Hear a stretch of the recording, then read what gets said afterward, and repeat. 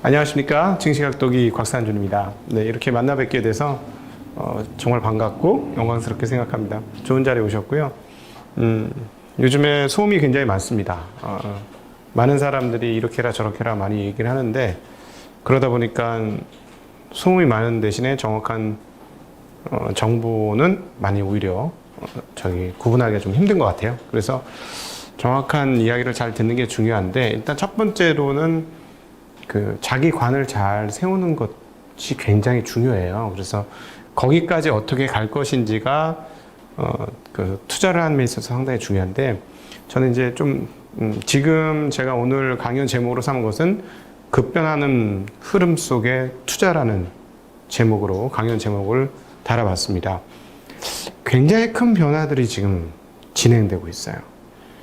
역사적인 상황으로 봐서는 지금이 왜 큰 흐름이냐면, 80년대 이래 이루어졌던 중앙은행의 화폐 컨트롤이 한계점에 도달하기 시작했거든요.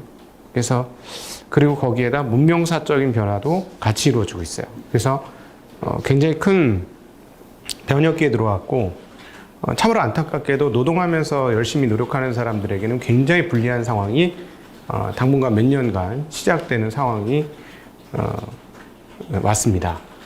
왜 이렇게 말씀드리냐면, 화폐로서의 가치를 계속 유지할 수 있는 것이냐 하는데 큰 의문점이 생기기 시작하는 시점이 지금 시작됐기 때문에 그래요.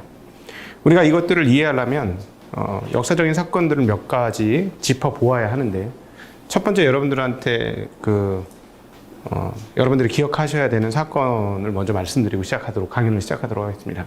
1971년으로 가보죠. 1971년에 금융사에서는 굉장히 획기적인 일이 벌어집니다. 71년에 벌어진 획기적인 일이 무엇이냐면, 바로 브레튼 우주 체제가 깨졌다라는 것이죠. 브레튼 우주 체제가 뭐냐면 1944년도에 협정을 한 거예요. 대표적으로 미국과 유럽이 협정을 한 거죠. 어떤 협정? 금 1온스당 32달러를 받고 우리 미국이 돈을 바꿔줄 테니까 너희들이 갖고 있는 금을 다 우리한테 맡겨라 라고 했던 것이죠. 근데 그 이전에는 돈이 어떻게 유통이 되었을까요? 돈이 금에 이렇게 근거를 뒀습니다. 우리가 이것을 일컬어 뭐라고 하죠? 금본위제라고 하죠.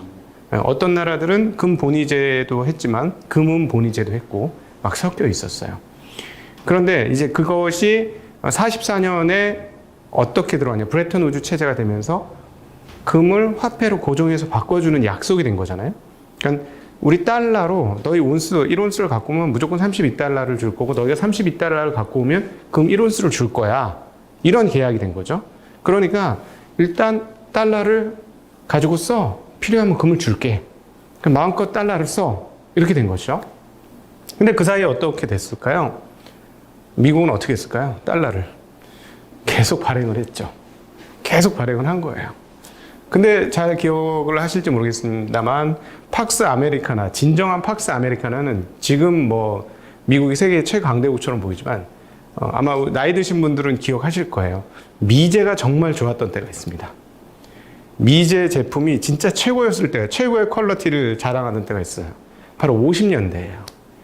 미국은 그때 가장 화랑이었습니다. 미국이 진정한 전성기였다고 표현할 수 있는, 지금은 좀 다른 의미로 전성기가 왔습니다만, 미국이 압도적인 세계 전성기가 있었던 건 바로 50년대 정도인데요. 바로 이 브레튼 우주 체제하고 상관이 없을 거냐는 것이죠. 이 브레튼 우주 체제를 통해서 통화가 발행이 되면서, 통화가 많아지면서 경제의 성장 속도가 굉장히 빨라지게 됩니다. 여기서 또 중요한 포인트가 하나 있는데요. 나중에도 다시 한번 말씀드리겠습니다만, 경제를 돌아가게 하는 윤활제 역할이자 연료 역할을 하는 게 바로 돈입니다. 그래서 경제가 활발하게 돌아갈 때 돈의 양이 어떻게 되는지는 정말로 중요해요. 돈이 어떤 식으로 공급이 되는지. 잠깐 또 딴 얘기를 해볼까요? 왜 이게 중요한지? 이 1929년도에 대공황이 왔어요. 1929년 대공황이 왔는데, 대공황이 그냥 끝난 게 아니고 32년을 거쳐서 정말 대대적인 대공황으로 바뀝니다. 그러면서 그게 2차 세계대전이 일어나는 그 시점까지 경제를 완벽하게 피폐하게 만들어요. 여러분 뭐 이미 들으신 분들 많겠습니다만 그 당시에 미국 사람들은 진흙을 섞어갖고 쿠키를 해 먹었어요. 먹을 게 없어가지고. 미국이 그랬어요. 근데 그때 했던 게 뭐였냐면 바로 긴축이었습니다. 긴축을 하고 경제 규모를 자꾸 줄였어요. 돈을 줄였죠. 시중에 돈이 안 들어가자 대공황이 훨씬 더 심화되었습니다. 최근에 중앙은행들이 돈을 많이 푸는 이유는 29년도 대공황에 대한 교훈이 있었기 때문에 그래요. 그렇게 하면 우리 죽는다. 이런 생각이 있었기 때문에 그런 거거든요. 어찌되었건 다시 브레튼 우드 체제로 넘어오도록 하죠. 브레튼 우드 체제로 오면 돈을 많이 찍으면서 미국 경제가 활성화됐고 정말 팍스 아메리카를 만들었고 세계 경제도 굉장히 빠른 성장 속도를 구가하게 됩니다. 그러다 어느 날 프랑스나 이런 나라들이 생각을 해보니까 쟤네들 돈 너무 많이 찍었는데 저렇게 돈 찍어가지고 금 받을 수 있을까? 이상한데? 이러면서 미국한테 요청을 하죠. 금 내놔. 32달러 줄 테니까 금을 좀 줘. 이렇게 한 거예요. 미국이 어떻게 했을까요? 금을 줄까요? 이미 통화가 많아져서 통화가 제일 뚝뚝 떨어져 있는데 금을 줄 수가 있어요? 없죠. 네.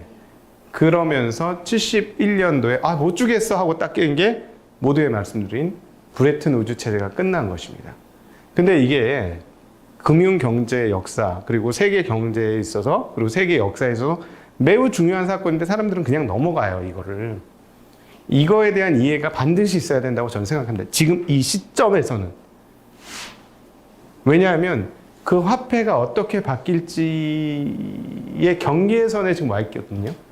이제 뭐 나중에 또 말씀드릴 기회가 있으면 말씀드리겠습니다만 최근에 이루어지는 실험 중에 하나가 중국의 디지털 화폐예요. 놀라운 일이거든요. 이건 조금 이따 다시 한번 말씀드리죠. 이 디지털 화폐가 얼마나 큰 사건인지에 대해서. 네. 자, 다시. 그래서 브레튼 우드 체제를 깹니다. 그러면 이건 어떤 의미냐면 44년도 브레튼 우드 체제가 들어오기 전까지는 실상은 여러 가지 화폐가 있었지만 그 밑단 근거에는 금이나 은이나 이런 실물이 있었죠. 네. 그래서 실물이 화폐의 근거가 되는 시점이었습니다. 그리고 44년 브레튼 우드 체제부터 71년 깨질 때까지는 일종의 하이브리드 시스템이었죠. 우리가 바꿔줄게.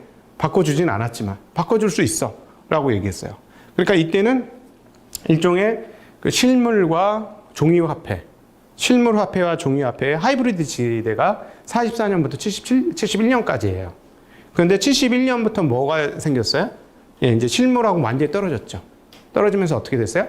화폐 시대가 시작이 된 겁니다. 실상 화폐 시대는 생각보다 그렇게 오래되진 않은 거예요. 71년부터 시작이 된 건데. 여기 이제 다행히 젊으신 분뿐만 아니라 제 또래에 계신 분들이 오셔서 잘 기억하시겠습니다만 70년대 어떤 일이 벌어졌는지 기억하시는 분들이 있으실 거예요. 젊으신 분은 모르겠는데 70년대 한번 세계 경제가 난리가 난 적이 있습니다. 난리가 난 적이 있어요. 뭐였죠? 네, 오일 쇼크가 있었습니다. 예, 오일 쇼크가 있었어요. 오일 쇼크가 왜 있었을까요? 이게 화폐 경제하고 연결해서 생각해 봐야 돼요. 아니, 그 중동 국가에서 뭐 그렇게 싸게 1달러, 2달러, 3달러에 석유를 팔다가 열받는 거야. 이 종이 쪼가리 받고 우리 보러 이 물건을 팔으라고? 못 하겠는데? 그래서 몇백 % 그 유가를 올렸죠.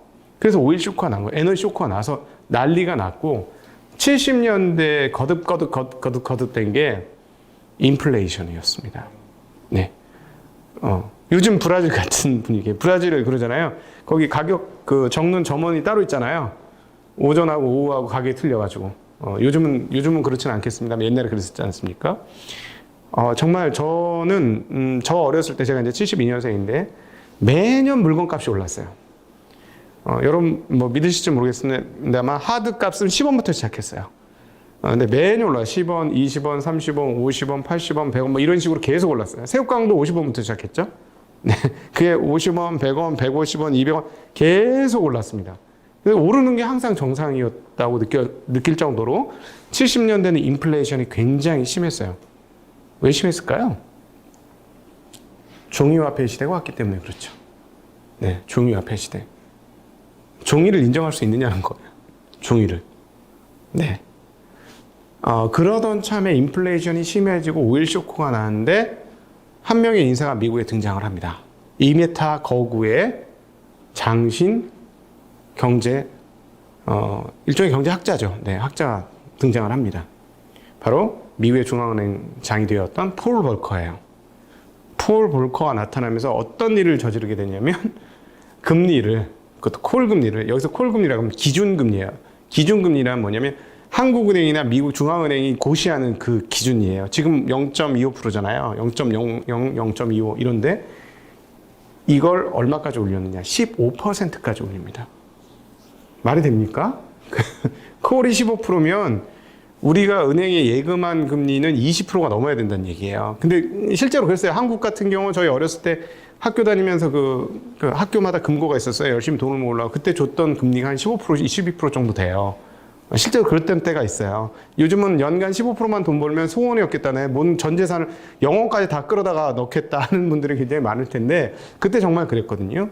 그런데 폴 볼커가 무려 금리를 15%로 올립니다. 이렇게 되면 어떤 사건이 벌어지나요?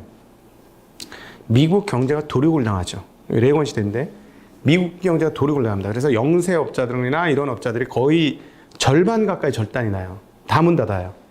아니 어떻게 20% 금리를 돈 빌린 돈 20%를 내고 장사해서 살아남을 사람들이 얼마나 되겠습니까? 그러니까 중견 이하의 작은 사업을 하는 사람들은 싸그리 도산을 하죠. 네. 그런데 그 다음에 지켜진 게 뭔가요? 네, 달러는 지켜졌어요.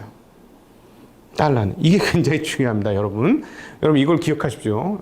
이게 금융투자함에 있어서는 너무너무 중요한 근본적인 그 지식 배경이 되어요. 예, 이걸 꼭 기억하셨으면 좋겠는데 달러는 지켜지죠. 달러에 뭐가 지켜져요? 달러의 기축으로서의 그 뭐라 그럴까? 성격이 지켜지는 거죠. 가치가 지켜지고 지위가 지켜지죠. 지위가 지켜진다고 표현하는 게 맞겠네요. 달러의 지위가 지켜집니다. 그러면서 어떻게 되죠? 네, 미국의 중앙은행이 정말 겉으로는 드러나지 않지만 금융계에서 이제 무소불위한 권력으로 자리 잡기 시작하는 거죠. 네, 그게 지금까지 이어져 오고 있는 그런 내용입니다. 그런데 지금 그때부터 지금 40년이 지났잖아요. 40년 동안 미국 금리를 보세요. 40년 미국 금리의 차트 흐름을 보면 쫙 이렇게 내려왔습니다. 뭐 중간중간에 왔다 갔다 합니다만 쫙 이렇게 내려왔어요. 이 제로까지 내려온 거거든요. 금리를 더 이상 내릴 데가 없어요.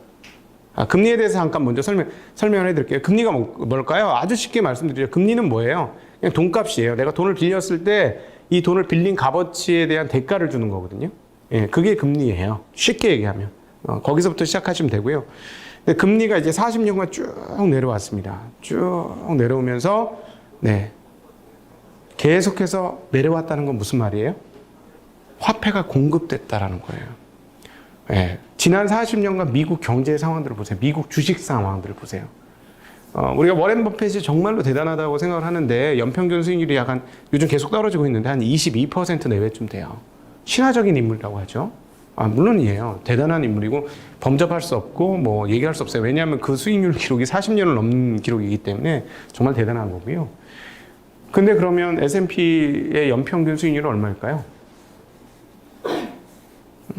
놀라지 마십시오. 약 9%입니다. 깜짝 놀랄 만하죠. S&P의 연평균 수익률이 9%. 이 사람들이 요즘에 그거에 눈을 떠가지고 이제 미국 주식하겠다고 지금 난리인 건데 제가 항상 말씀드리지만 사람들이 많이 모이는 곳은 좀 조심하라. 이런 말씀을 꼭 좀 드리고 싶습니다. 사람들이 너무 많이 모여 있어요, 지금. 어쨌든, 그러니까, 화폐가 공급되면서 화폐로 만들어진 시장은 지난 40년간 아주 좋았다는 얘기입니다. 중간중간 가끔씩 한 1, 2년씩 침체를 겪은 적도 있지만 근데 미국은 침체를 체크하는 게 겨우 2분기 연속 침체면 침체라 그래요. 침체를 못 견디는 국가예요. 미국은 그렇습니다. 그래서 끊임없이 그렇게 금리가 내려왔고 화폐가 공급됐고 시장이 강해졌습니다. 자, 이제 여기서 요즘의 흐름들을 전체적으로 한번 조망을 해드렸어요. 한 15분간 지금의 현재 상황들이 어떻게 왔는지에 대한 조망을 해드렸고 우리가 이제 투자를 잘 하려면 근본적인 어떤 그 개념에 대한 이해가 있으시면 좋습니다. 그래서 근본적인 개념에 대해서 한번 이야기를 해보죠. 돈. 자, 돈이란 무엇일까?부터 시작하죠. 돈은 무엇일까요? 예. 돈에 크게 세 가지 성격이 중요하게 있죠. 첫 번째는 교환의 매개가 되죠. 그렇죠? 교환의 매개가 돼요. 그 다음에 가치 저장 수단이 되죠. 네, 가치 저장 수단입니다. 저장을 하는 거죠. 그 다음에 가치 척도를 평가하는 기준이 됩니다. 네. 근데 돈이 여기까지 오게 된 연원들을 한번 살펴볼 필요가 있는데요. 돈이 왜 여기까지 오게 됐나요? 과거에 이제 중세시대의 역사를 보면 사실은 그때는 돈이라는 게 그렇게 별로 없었죠. 근데 언제 돈이 격렬하고 강렬하게 필요하냐면 전쟁을 수행할 때 돈이 필요해요. 왜냐하면 기사들을 쓰고 용병들을 써서 유럽은 다 끼리끼리 싸우는 거예요. 지금 뭐 유럽 역사 잘 아시겠습니다만 이쪽 나라의 왕이었던 사람이 저쪽 나라 가서도 왕이 되고 막 이래요. 귀족들끼리 왔다 갔다 막 합니다. 유럽은. 그런데 이제 그 서로 마음이 안 맞아서 싸움을 하려면 우리처럼 뭐 모병제로 싸우는 경우도 있지만 용병을 데리고 와서 싸워요. 그러니까 돈이 필요합니다. 그래서 전쟁을 한번 잘못 수행하고 나면 거덜이 나죠. 그래서 항상 돈이 필요했던 사람들은 권력자였고 이 돈의 속성 중에 배경과 근본에 뭐가 있냐면 항상 권력이 붙어 있습니다.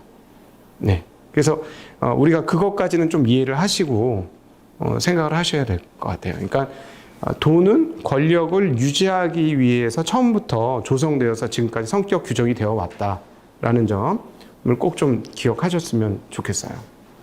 자, 이제 그 역사적인 조망을 했고, 자, 지금 시대부터 왜 제가 모두의 새로운 화폐 시대가 시작이 되었다라는 말씀을 드리게 되냐면, 앞서 말씀드렸던 이런 금리가 떨어지는 과정을 거치면서, 이제 중앙은행이 할 수 있는 여지들이 굉장히 쪼그라들었습니다. 왜냐하면 중앙은행 금리를 건드리면서 왔다 갔다 하는 건데, 금리를 충분히 내렸는데 이제 올리기가 되게 힘들어지는 거죠.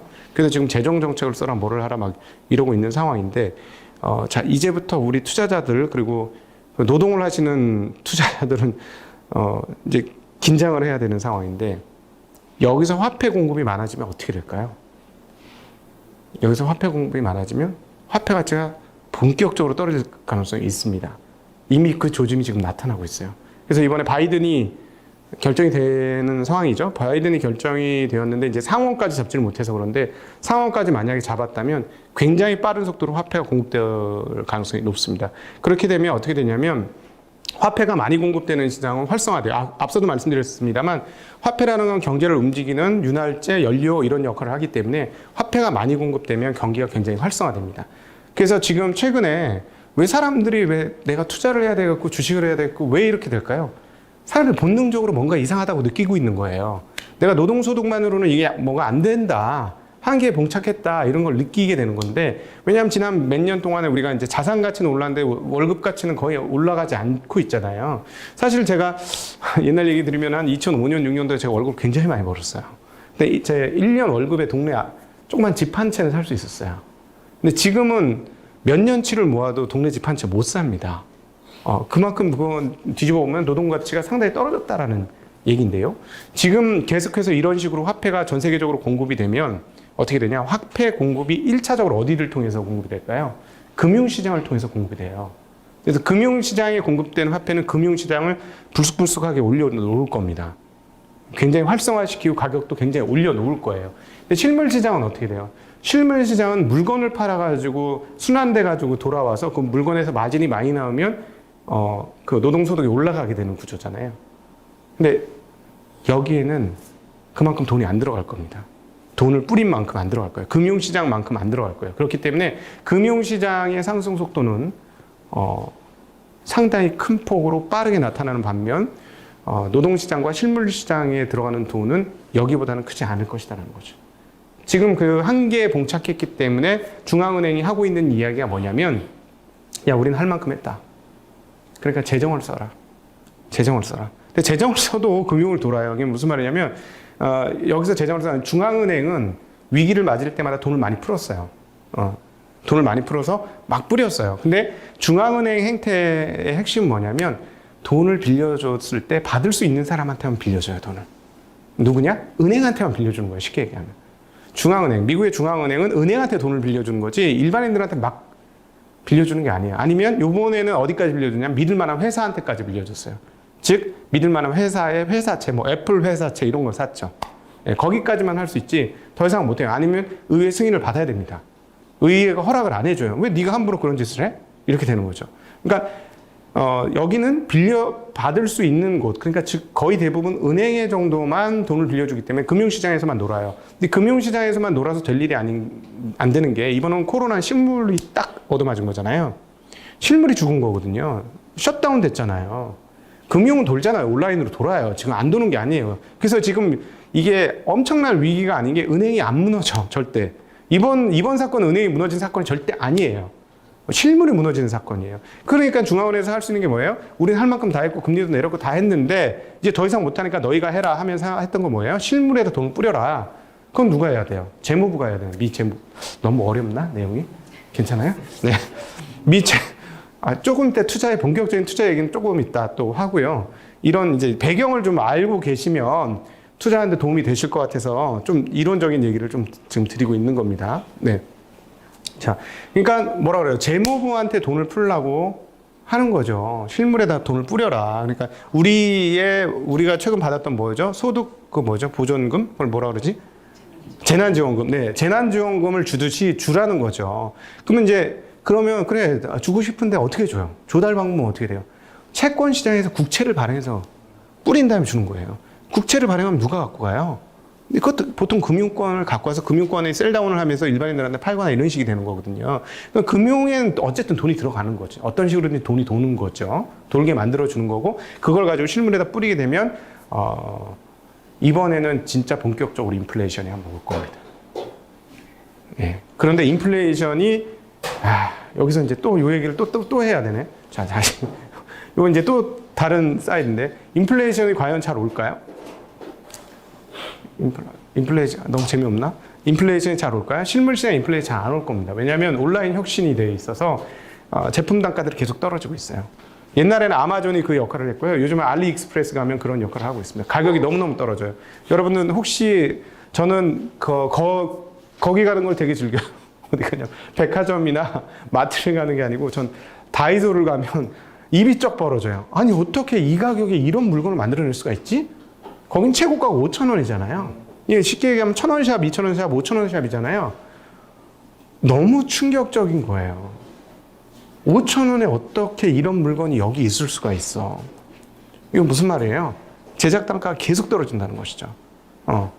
그래서 무슨 말이냐? 인플레이션이 잘 안 일어나요. 물건값 인플레이션이 안 일어나면 뭐가 또 안 일어나요? 임금의 인플레이션이 안 오는 거예요, 잘. 즉, 월급이 잘 안 오를 거란 얘기예요. 근데 아까 말씀드려서 뭐라 그랬죠? 금융시장에는 돈이 얼마큼? 이미 충분히 많이 돌았다. 돈이 많이 돌았으니까 당연히 금융시장은 어떻게 돼요? 금융시장 가격은 오르게 돼 있어요. 예. 그러니까 참으로 안타깝게도 신성한 노동을 하시는 분에 비해서 금융시장의 메커니즘을 알아서 여기서 적응한 사람들이 리턴이 훨씬 커질 수 있다는 것입니다. 예.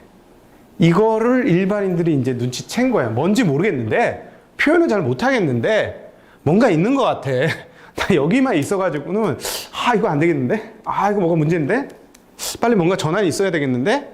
이런 걸 나는 잘 모르겠고, 표현은 못하겠는데, 뭔가 있는 것 같아서 본능적으로 지금 사람들이 달려들고 있는 겁니다. 그래서 한국에서는 이거에 대한 논란이, 이 표현에 대한 논란이 많은데, 동학개미운동으로 표현이 되는 거고, 미국에서는 로빈 후드로 표현이 되는 거고, 이런 식으로 이제 오게 된 것이죠. 자, 그래서 참으로 안타깝게도 이거를 거스르기는 힘들 것 같습니다. 어떤 정부가 오더라도 굉장히 힘들 것 같고요. 예, 그리고 지금 이루어지고 있는 사이버라이제이션은 이 상황들을 비용적으로 없이도 살 수 있게 만들어주는 건 있어요. 이 사이버라이제이션이. 쉽게 얘기하면 여러분 쓰는 휴대폰이 아마 옛날에 그 휴대폰에 있는 모든 기능을 다 가지려면 집안에 물건으로 다 가지려면 한 1억 원은 있었어야 될 거예요. 예. 그럼 그냥 주머니에 100만 원짜리 주머니에 들고 다니는 거예요. 1억짜리를 쉽게 얘기하면. 그러니까 그런 비용 효용은 있어서 살 수는 있게 만들어 놨죠. 살 수 있게 만들어 놨는데, 근데 이제 상대적으로 박탈감들이 금융시장에서 그 떨어져 있으면 상대적인 박탈감들이 계속 있을 수밖에 없다라는 거, 그게 문제가 되는 거겠죠? 네. 자, 그래서 상황은 이렇습니다. 그러면 자, 이제부터 본론을 선언을 끝내고 배경, 이제 이론적인 얘기는 이 정도로 정리를 하고 본격적으로 그러면 어떻게 할 것이냐에 대한 이야기를 한번 드려보도록 하겠습니다. 이제 1부 끝났고 2부. 자, 투자를 어떻게 할 것이냐. 저에게 묻는다면 냉정하게 얘기를 드린다면 투자하지 마라고 얘기하고 싶어요, 사실은. 네. 투자가 생각보다 어려워요. 저는 쉽게 안내는 해주지만 거기까지 이해를 하는 것까지는 쉽게 할 수 있지만 실제로 투자를 갈 때가 보통 어려운 게 아닙니다. 왜냐하면 첫 번째, 제가 이렇게 배경 얘기를 쭉 드렸던 이유 중에 하나가 여기는 여기만의 논리가 있는 거예요. 이걸 빨리 알아야 돼요. 금융시장은 금융시장만의 논리가 있습니다. 지금 전 세계적으로 소수민족이지만 가장 강력한 영향력을 갖고 있는 민족이 누군가요? 예, 유대인들이죠. 네. 자, 유대인 얘기 잠깐 하고 갈게요. 네, 유대인 얘기 잠깐 하고 갈 필요가 있을 것 같아요. 또 역사적인 얘기를 한번 더 깔겠습니다. 시간 아직 있네요, 뭐. 자, 유대인들의 위력을 보려면 1492년으로 넘어가야 됩니다. 1492년은 대단한 해예요. 콜럼버스가 신대륙을 발견한 해이기도 하고요. 누구죠? 그리고 이 시스티나 성당인가 거기에 그 천지창조 그림 그려졌던 미켈란젤로의 아마 그때가 1492년일 거예요. 그리고 그 이슬람 문명이 유럽에서 멸망했던 해이기도 하고, 그리고 또 중요한 금융사에서는 굉장히 중요한 사건. 유대인들이 스페인에서부터 쫓겨난 사건이 벌어지는 해입니다. 아람브라 칙령이라는 칙령이 선포됩니다. 그렇게 선포하게 된 배경에는 이유가 있죠. 스페인이 그때 정말 군대를 엄청나게 써가면서 그라나다 지역에 있었던 이슬람을 완전히 도륙했어요. 그 도륙한 역사도 굉장히 재밌습니다. 사실 여기 이제 기독교인들도 있고 불교인들도 있고 이슬람인들은 별로 없을 거라고 보여지는데, 이슬람은 굉장히 개방적인 종교예요, 의외로. 우리가 알고 있는 것은 이슬람 중에 이상한 이슬람 있잖아요. IS? 네, 그런 것만 알고 있으니까 굉장히 극단적이라고 생각하는데 절대 그렇지 않습니다. 그 이슬람 성당에 가보시면 느낄 수가 있는데 애들 뛰어놀고 누워서 자기도 하고 그래요. 굉장히 자유로워요. 그래서 이슬람 문화권에서는 유대인이나 기독교인이나 상관없이 다 받아들였어요. 그래서 그 문명이 그렇게 강대할 수 있었고 굉장히 오래 갈 수 있었던 거고, 유럽에서도 자리 잡고 있었습니다. 스페인 밑단에 그라나다라는 곳이 있었는데요. 거기에서 굉장히 잘 자리를 잡고 있었죠. 근데 그동안에는 이슬람 문명이 워낙 발달했고 과학이나 이런 것들이 발달했기 때문에 유럽에서 칠 필요도 없고 칠 수도 없었어요. 왜냐하면 거기서 계속 좋은 지적 재산들을 뽑아내야 했기 때문에. 그럼에도 불구하고 기독교인들은 저 이단자들 이런 느낌들이 있잖아요. 그래서 이걸 언젠가는 정복을 해야 되겠다 하고 생각하던 참에 스페인이 강성하 이렇게 누구죠? 이사벨 여왕하고 그 지역에 페르난도 2세인가가 결혼을 해요. 결혼하면서 세력을 합하면서 그라나다 지역에 있는 이슬람 문명권들을 싹 도륙을 시킵니다. 1492년 1월 달이에요. 레콘키스타라고 부릅니다. 예, 그 사건이 일어나고 나서 이제 대륙을 정복을 했으니까, 근데 대륙을 정복할 때 또 뭐가 들었어요? 돈이 들었죠. 돈이 들었으니까 기사들이나 이런 애들한테 돈을 좀 다시 줘야 될 거 아니에요. 근데 그 당시에 스페인에서 돈은 많고 자리를 잘 잡았던 세력들이 누구냐? 유대인들이에요. 근데 유대인들은 이방인이잖아. 외국인이거든.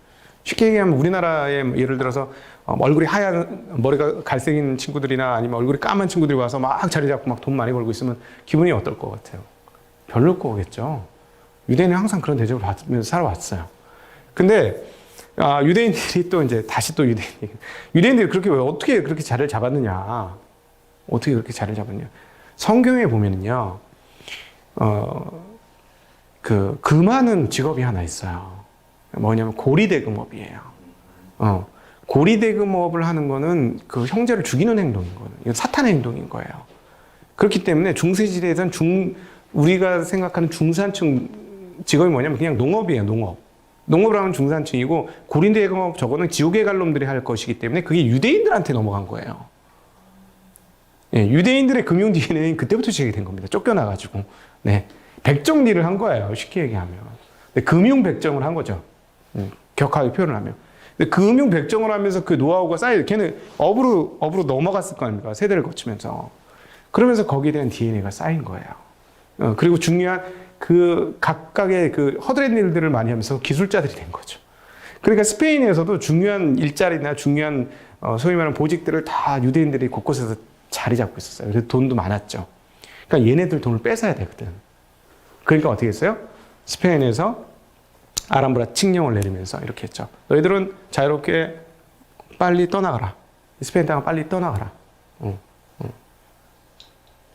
그러면서 어떻게 떠나가? 니네 마음대로 가지고 가고 싶은 걸 다 가지고 가라. 다 떠나라. 대신에 금과 은과 돈과 이런 보물과 이런 건 다 못 갖고 간다. 그리고 우리가 지정한 건 못 갖고 간다. 이렇게 된 거예요.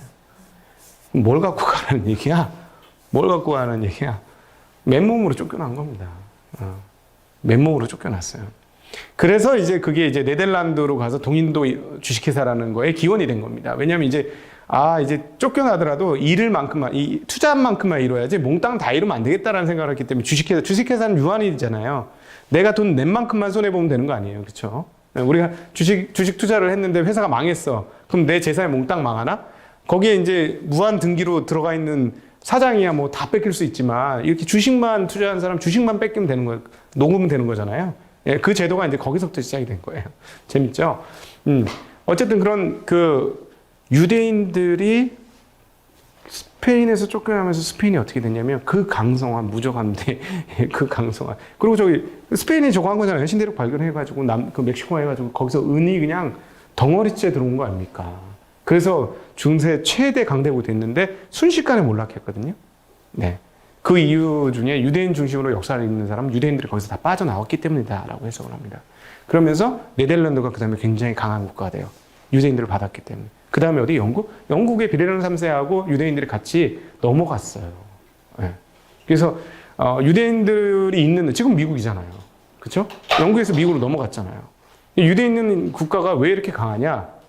금융에 대한 지식을 가지고 있고 금융을 잘 다룰 수 있는 테크닉을 갖고 있는 애들이 유대인이기 때문에 그러니까 돈의 흐름과 돈의 모양새를 누구보다 잘 알고 있는 애들이 유대인이기 때문에 그렇다라는 얘기도 유대인 중심으로 역사를 푸는 사람 얘기하는데 실감 나요. 진짜 그냥 막 하는 얘기는 아닌 것 같아요. 네, 그렇습니다. 자, 이제 잠시 또 역사 얘기를 했으니 이제 다시 한번 이제 투자의 세계로 넘어오겠습니다. 네, 자. 투자를 하는 데 있어서 가장 거친 장애물은 무엇일까요? 거친 장애물은 바로 납니다. 예, 바로 나예요. 인간이라는 존재가 가진 심리 이런 것들이 가장 투자를 하는데 적이에요. 아까 유대인을 설명드린 이유는 뭐냐면 얘네들은 세대를 거치고 이렇게 거치면서 돈의 속성과 돈을 어떻게 다뤄야 되는지에 대한 노하우가 생긴 거예요. 네, 그걸 잘 알고 있어요. 근데 그 돈의 속성이라는 게 인간의 일반적인 그 기본적으로 가지고 있는 인성이나 감정이나 이런 것들과 똑같이 가지 않는다는 거예요. 돈을 다루는 게. 그래서 투자를 할 때 주변에 투자해서 돈 많이 번 사람 있으세요? 네, 별로 없죠. 네. 그 이유는 뭐냐면 인간의 본성과 반대되는 포지션에 있어야만 특별히 금융에서는 좋은 결과를 얻기 때문에 그래요.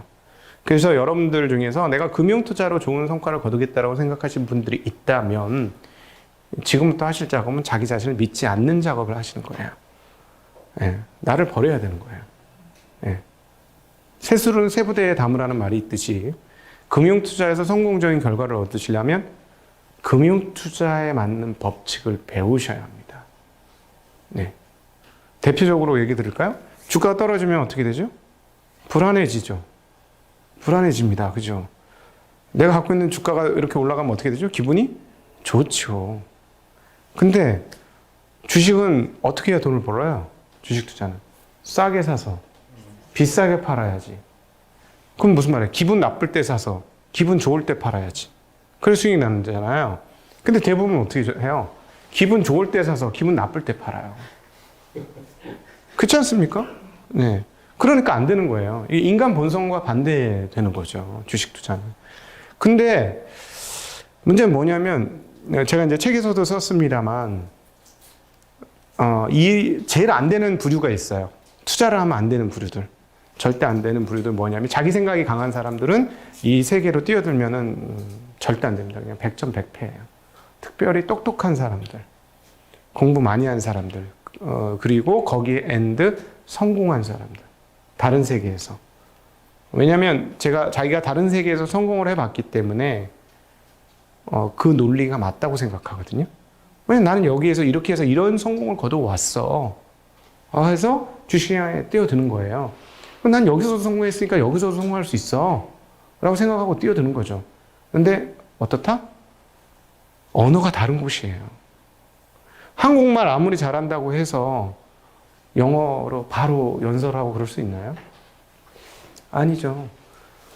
영어의 단어부터 해서 영어의 문장, 그 다음에 문화까지 익히고 나서, 습성까지 익히고 나서 그 상대의 그 감정까지 읽어내야 제대로 된 언어가 나오는 거 아니에요. 그쵸? 예. 이건 마치 한국말 연설 잘하는 사람이 미국에서 연설 단번에 잘할 수 있다고 생각하는 것과 똑같은 거예요. 여기에서 성공했던 사람이 투자에서 성공할 수 있다고 생각하는 건 그 정도는 넌센스예요. 예. 근데 문제가 뭐냐면, 마치 제가 요즘 별명이 곽독이에요. 곽독. 증시 곽독이라서 네임이 비슷해가지고 곽독이라고 부르는데, 독일을 만들 때 말이죠. 독일을 잘 만들려면 그걸 많이 만들어 본 사람이 잘 만들 거 아닙니까? 그쵸? 근데 독일가 멋있고 안 멋있고는 독일을 안 만들어 본 사람도 볼 수 있잖아요. 그쵸? 그림도 이렇게 보면, 잘 그린 그림이다. 되게 섬세하게 잘 그렸네. 하는 거는 내가 그림을 그릴지 몰라도 볼 수 있어요. 이 차이가 있는 거예요. 여기는. 투자 이렇게 하면 수익 나면 싸게 사서 비싸게 팔면 당연한 거지 뭐. 나 이거 다 알아. 너무 쉬운 거 아니야? 라고 해요. 근데 투자의 세계에 직접 뛰어들면 독일을 자기가 직접 만드는 것이나 그림을 직접 그리는 것과 매한가지라는 거예요. 그림이 그려지나? 이 물감이 뭔지도 모르는데 이게 예를 들어 유화 물감인지 수성 물감인지 무슨 다른 건지 이런 거 그 특성도 알아야 되고 그 특성에 따라서 그림 그리는 법들이 달라질 거 아닙니까? 붓쓰는 방법도 틀려질 것이고. 근데 이것도 모르는데 그림 난 저거 멋있는 그림 나는 그림 볼 줄 알아 해가지고 들어온다 그림 당장 잘 그릴 수 있나요? 똑같습니다. 투자도 마찬가지예요. 투자도 내가 이렇게 옆에 보니까 나는 앞으로 세계가 이렇게 변할 것 같아. 이게 잘 될 것 같아. 근데 실제로 그렇게 되는 거예요. 봐. 내가 잘 봤지. 나는 그럼 투자해서 분명히 성공할 수 있어. 그랬을 때 그게 될까요? 안 된다는 거. 안 돼요. 안 된다니까. 제가 너무 많이 봤어요. 일단 첫 번째 단계는 개인적 인간으로서의 한계가 딱 버티고 있다는 것이죠. 이거를 그러니까 이것을 극복해야만 되는 건데 그 첫 번째는 심리입니다. 심리예요. 이 심리를 벗겨내기까지가 시간이 좀 많이 걸려요. 오래 걸려요. 왜냐하면 인간 본성, 그러니까 기쁠 때 냉정할 수 있어야 되고 슬플 때 탐욕할 줄 알아야 되거든요.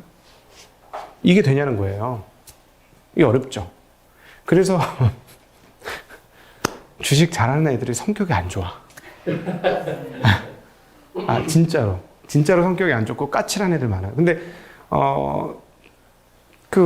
저보고도 까칠하다 그러더라고요. 근데 여러분들 오늘 저희 카페 회원분들도 이 강의 많이 보고 계실 때 절대 그렇지 않습니다. 저는 물렁물렁하고 부드럽기로 따지면 투자자들 중에 상위권이에요. 진짜.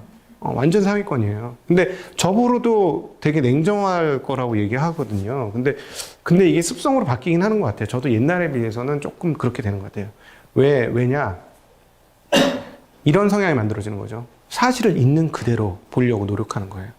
내 감정 섞지 말고.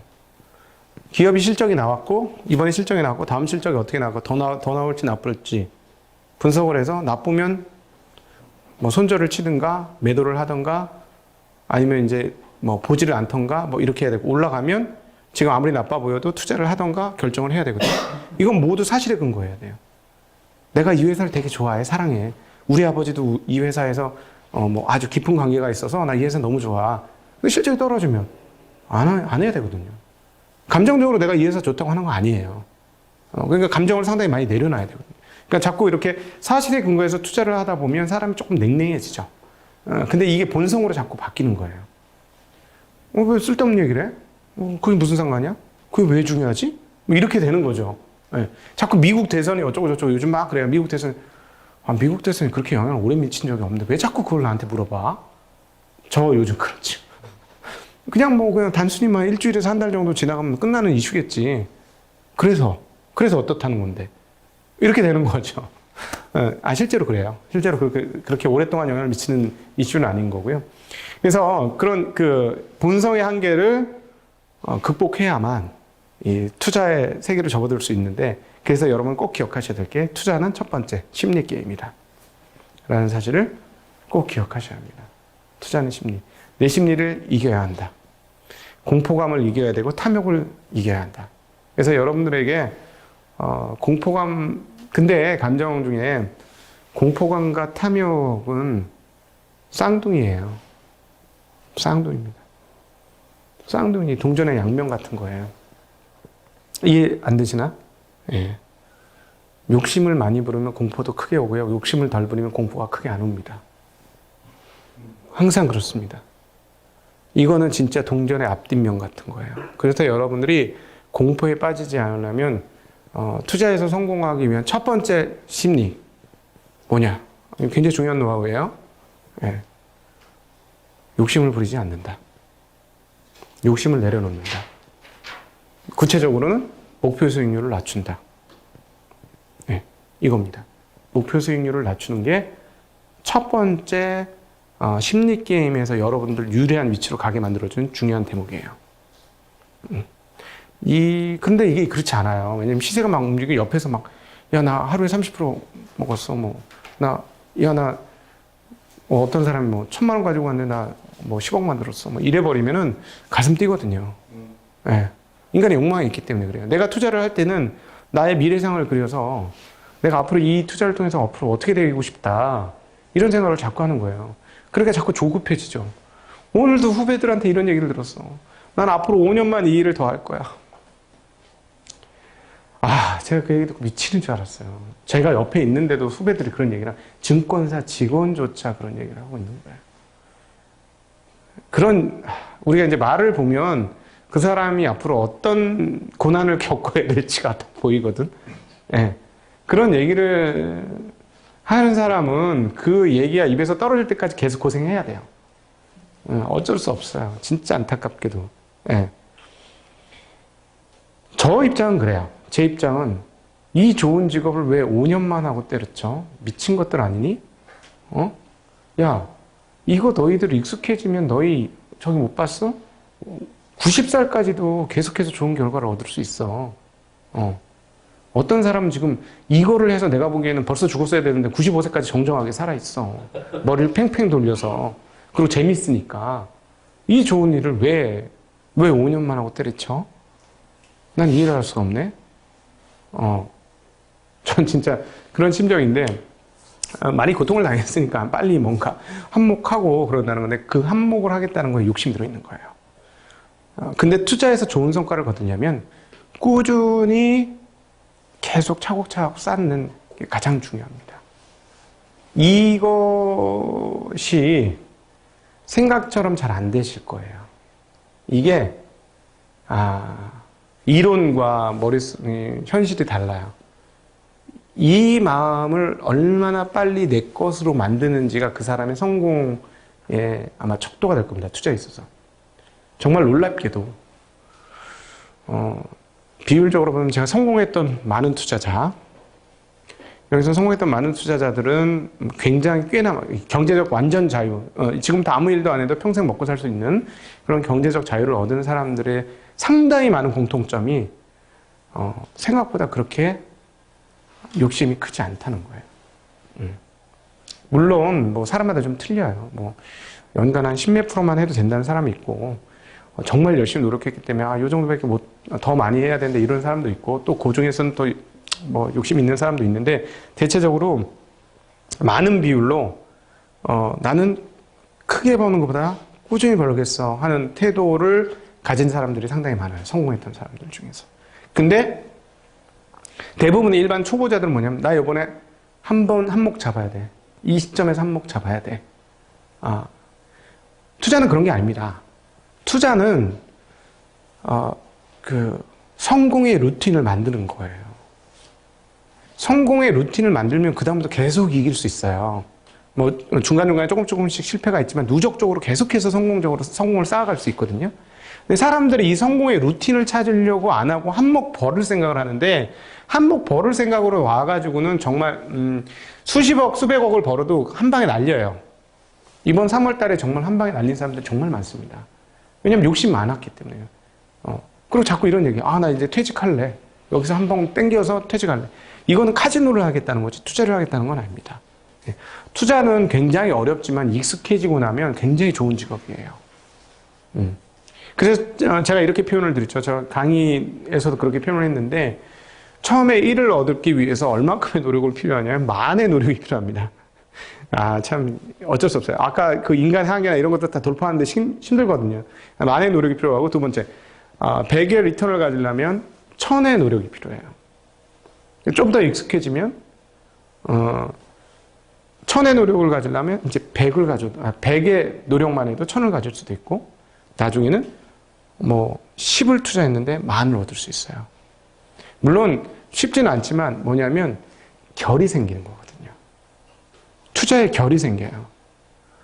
투자의 결이 생길 때까지 전진해야 되는데, 제가 20년 그 업계에서 일을 해보니까, 20년 넘게 업계에서 일을 해보니까 거의 대부분 포기합니다.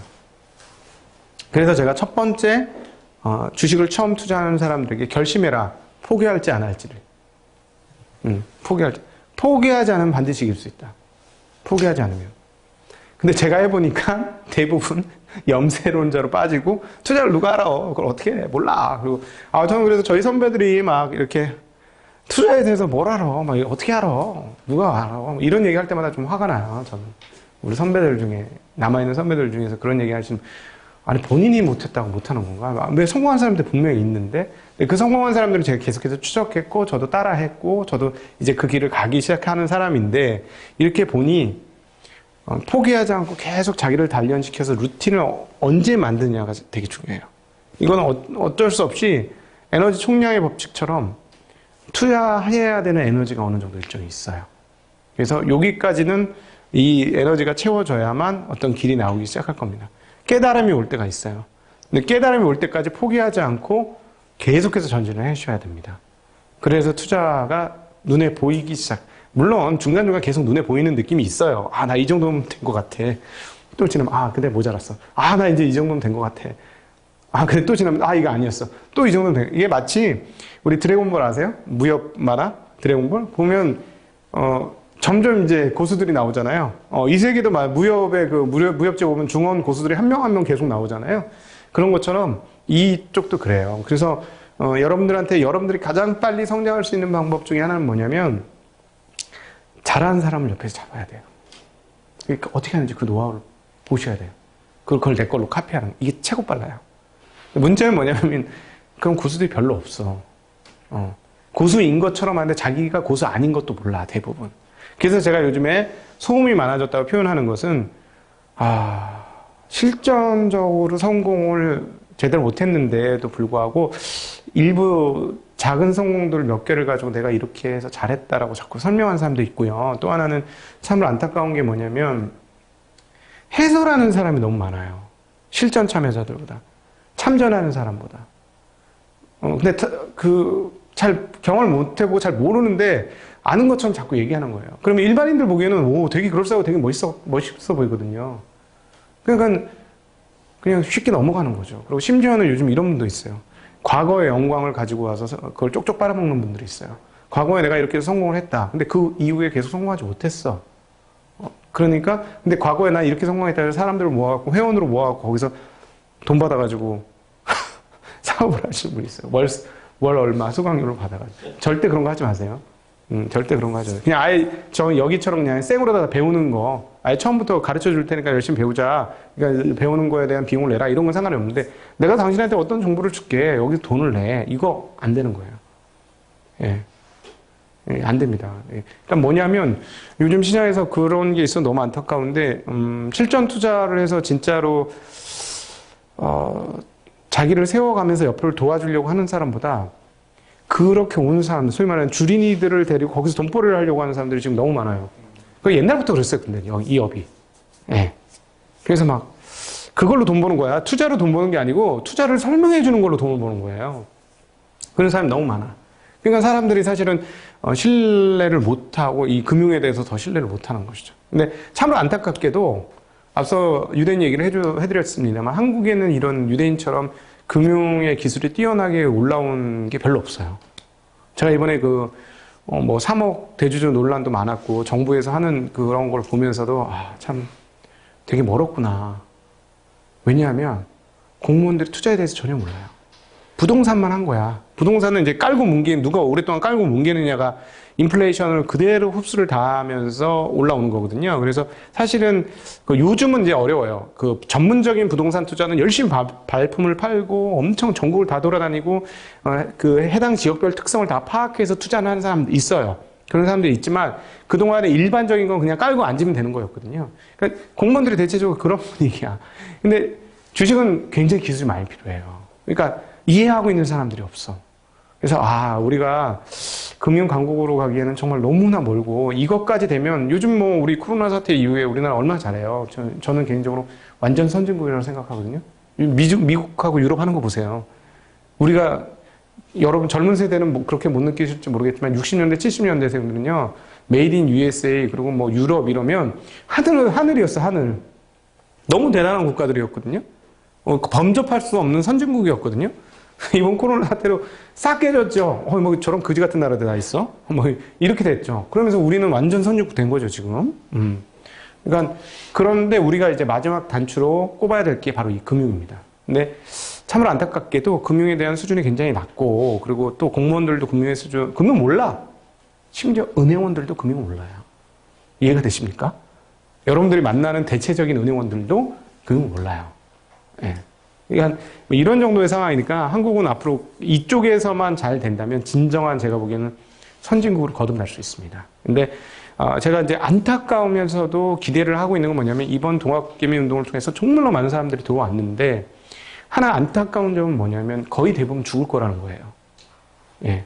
그게 너무 안타까운 거예요. 그래서 유튜브도 하고 그래도 신호를 내려고 노력을 하고 그렇게 하는 건데 그럴 것이고, 그러나 기대가 되는 건 뭐냐면 거의 대부분 죽는데 여기서 살아남은 몇 명들이 멋진 신세계를 만들 가능성이 있다라는 거예요. 네. 근데 조금 더 많은 사람들이 그런 신세계를 만들었으면 좋겠고, 대중적으로 금융 DNA가 좀 지적 수준이 좀 많이 올라갔으면 좋겠다. 그리고 DNA도 많이 신겨졌으면 좋겠다는 바람이 있어서, 이번 강의도 제가 하게 되었습니다. 자, 그래서 일단, 자기 한계를 넘으셨으면 좋겠다라는 그리고 투자는 심리게임이다라는 말씀을 드렸고요. 이제 그 다음에, 본격적으로 투자를 이제 시작을 해서 어떻게 좋은 결과를 얻을 수 있느냐, 라는 거기에 대한 말씀을 드리겠습니다. 좋은 결과를 얻기 위해서는, 이거 노가다입니다. 네, 완전 노가다예요. 그래서, 투자의 고수들일수록 결은 있지만 열심히 했던 사람들이에요. 열심히. 많은 기업을 본 사람들이고, 파악했던 사람이고, 뒤적뒤적 전화도 많이 해보고 이런 사람들입니다. 그래서 내가 아는 기업이 많을수록 내가 강해진다라고 생각하셔야 돼요. 데이터 싸움인 거죠. 내가 얼마나 많은 데이터를 가지고 있느냐. 예. 그 기업 분석을 많이 하면 많이 할수록 결이 나옵니다. 그리고 그걸 계속해서 경험을 보면 어떤 회사들이 잘 되는구나. 이런 것들이 보일 수밖에 없어요. 그래서 여기서 이제 승자가 되기 위해서는 끊임없이 많은 기업들을 살펴보실 필요가 있다는 것이죠.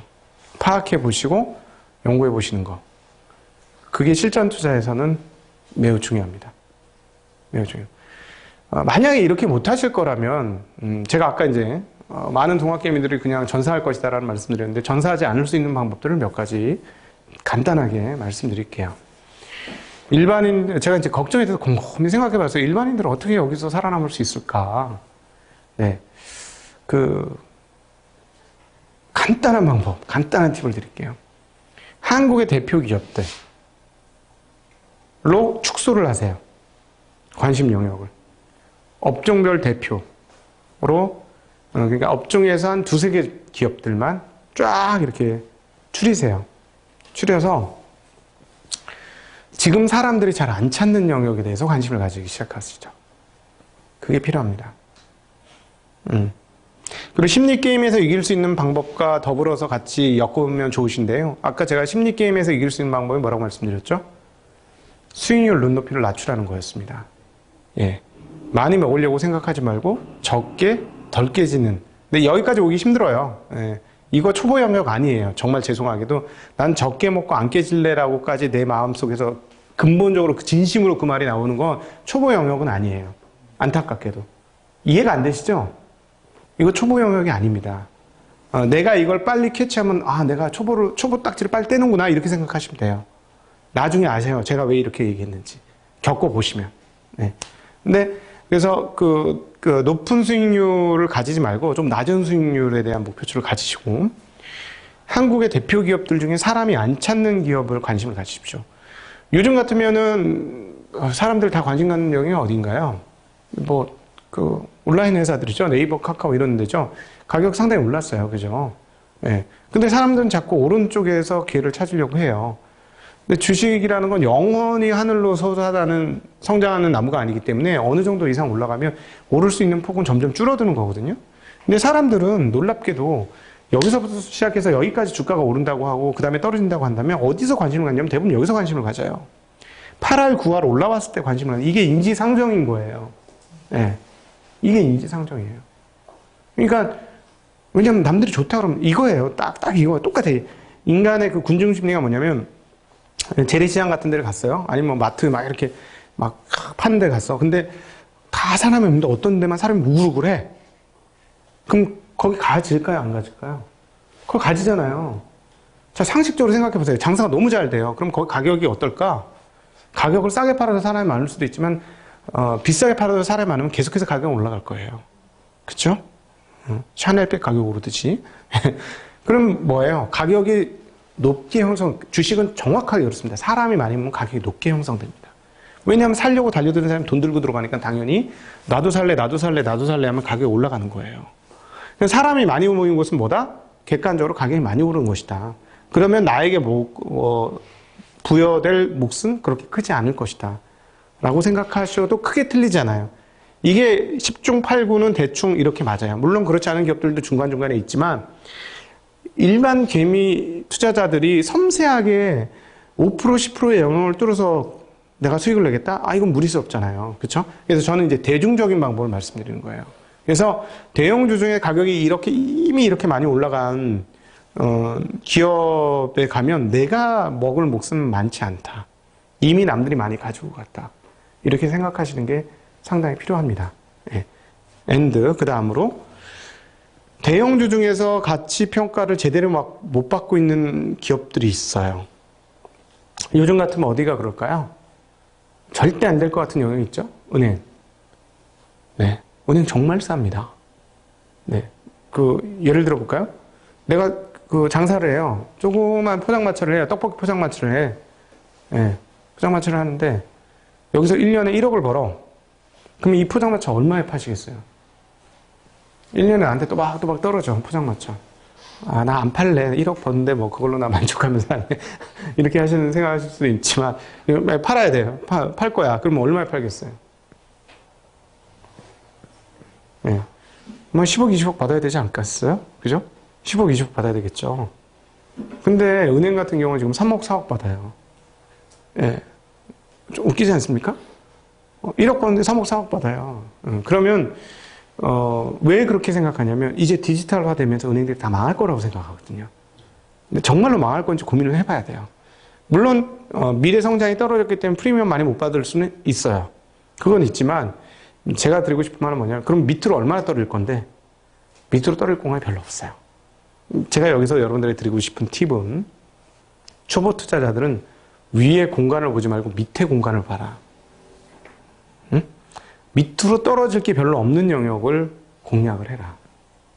그게 훨씬 더 좋은 방법이다. 예, 이미 많이 올랐는데 야 이게 이만큼 올라간다. 이게 아니 이만큼 올라왔으면 이렇게 올라갈 수 있지만 이만큼 떨어질 수도 있어요. 예, 그 공간을 공략하지 말라는 거예요. 승률이 낮아지는 거니까. 예, 오히려 더 이상 안 떨어질 것 같은 주식들을 해라. 근데 이런 주식들이 수익률이 굉장히 낮을 수는 있어요. 근데 여러분 말씀드리지만 72의 법칙 아시죠? 제가 이거 어느 수준을 놓고 강의를 해야 될지 모르겠어. 72의 법칙이라는 게 있잖아요. 그걸 수익률로 나누면 2배가 되는 기간을 이 72의 법칙에 36%씩 벌면 2년이면 2배가 돼요. 계좌가. 그러니까 내 자산이. 예? 한 12%로 벌면 얼마가 되나? 5년, 6년? 6년이 되죠. 6년이 12%면 6년이 되는 건데 그런 기업들이 예를 들어 연 10% 정도 내줄 수는 있어요. 밑에 공간이 없을 경우에. 정말로 떨어졌을 때 내가 투자를 하면 뭐 12% 정도 내는 거는 어렵지 않을 수도 있거든요. 그렇게 되면 6년에 2배잖아요. 6년에 2배하면 와 이래 사람들이. 근데 연 12% 수익이야 이러면 애게 이래요 사람들이. 그렇거든요. 그래서 제가 낮은 수익률에 만족할 수 있는 것이 꾸준히 돈을 벌 수 있는 첩경 중에 하나다라는 말씀을 드리는 겁니다. 낮지 않아요. 연 15%만 꾸준히 해보세요. 놀라운 수익률이 기록됩니다. 연 16%만 하시면 15% 넘게만 하시면 4년에 2배인가? 4년에 2배죠. 4년에 2배씩이에요. 4, 8, 12에 2, 4, 8배로 계좌가 큽니다.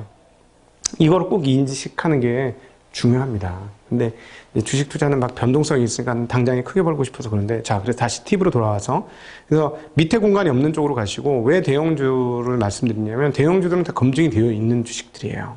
많은 사람들이 쳐다보고 있는 기업들이고 기관부터 개인까지 모두가 참여하고 있는 시장이기 때문에 내가 재무제표를 잘 못 읽어도 어느 정도 커버리지가 돼요. 근데 중소기업에 들어가려면 그 기업에 대해서 샅샅이 알아야 돼요. 샅샅이. 저는 개인적으로 약간 전문 투자자의 영역인 것 같아요. 전 중소기업 좋아해요. 투자하는 거. 왜냐하면 망했다가 턴하는 기업들이 있거든요. 안 그래도 그제 투자하는 기업이 그런 기업이에요. 망했어요. 상장 폐지 심사까지 받았어요. 근데 이제 부활하면서 미국에서 매출이 나오면서 턴하는 거예요. 여기서 하나도 평가를 못 받았거든요. 근데 이제 부활해요. 그럼 이런 회사들은 가격이 많이 오르죠.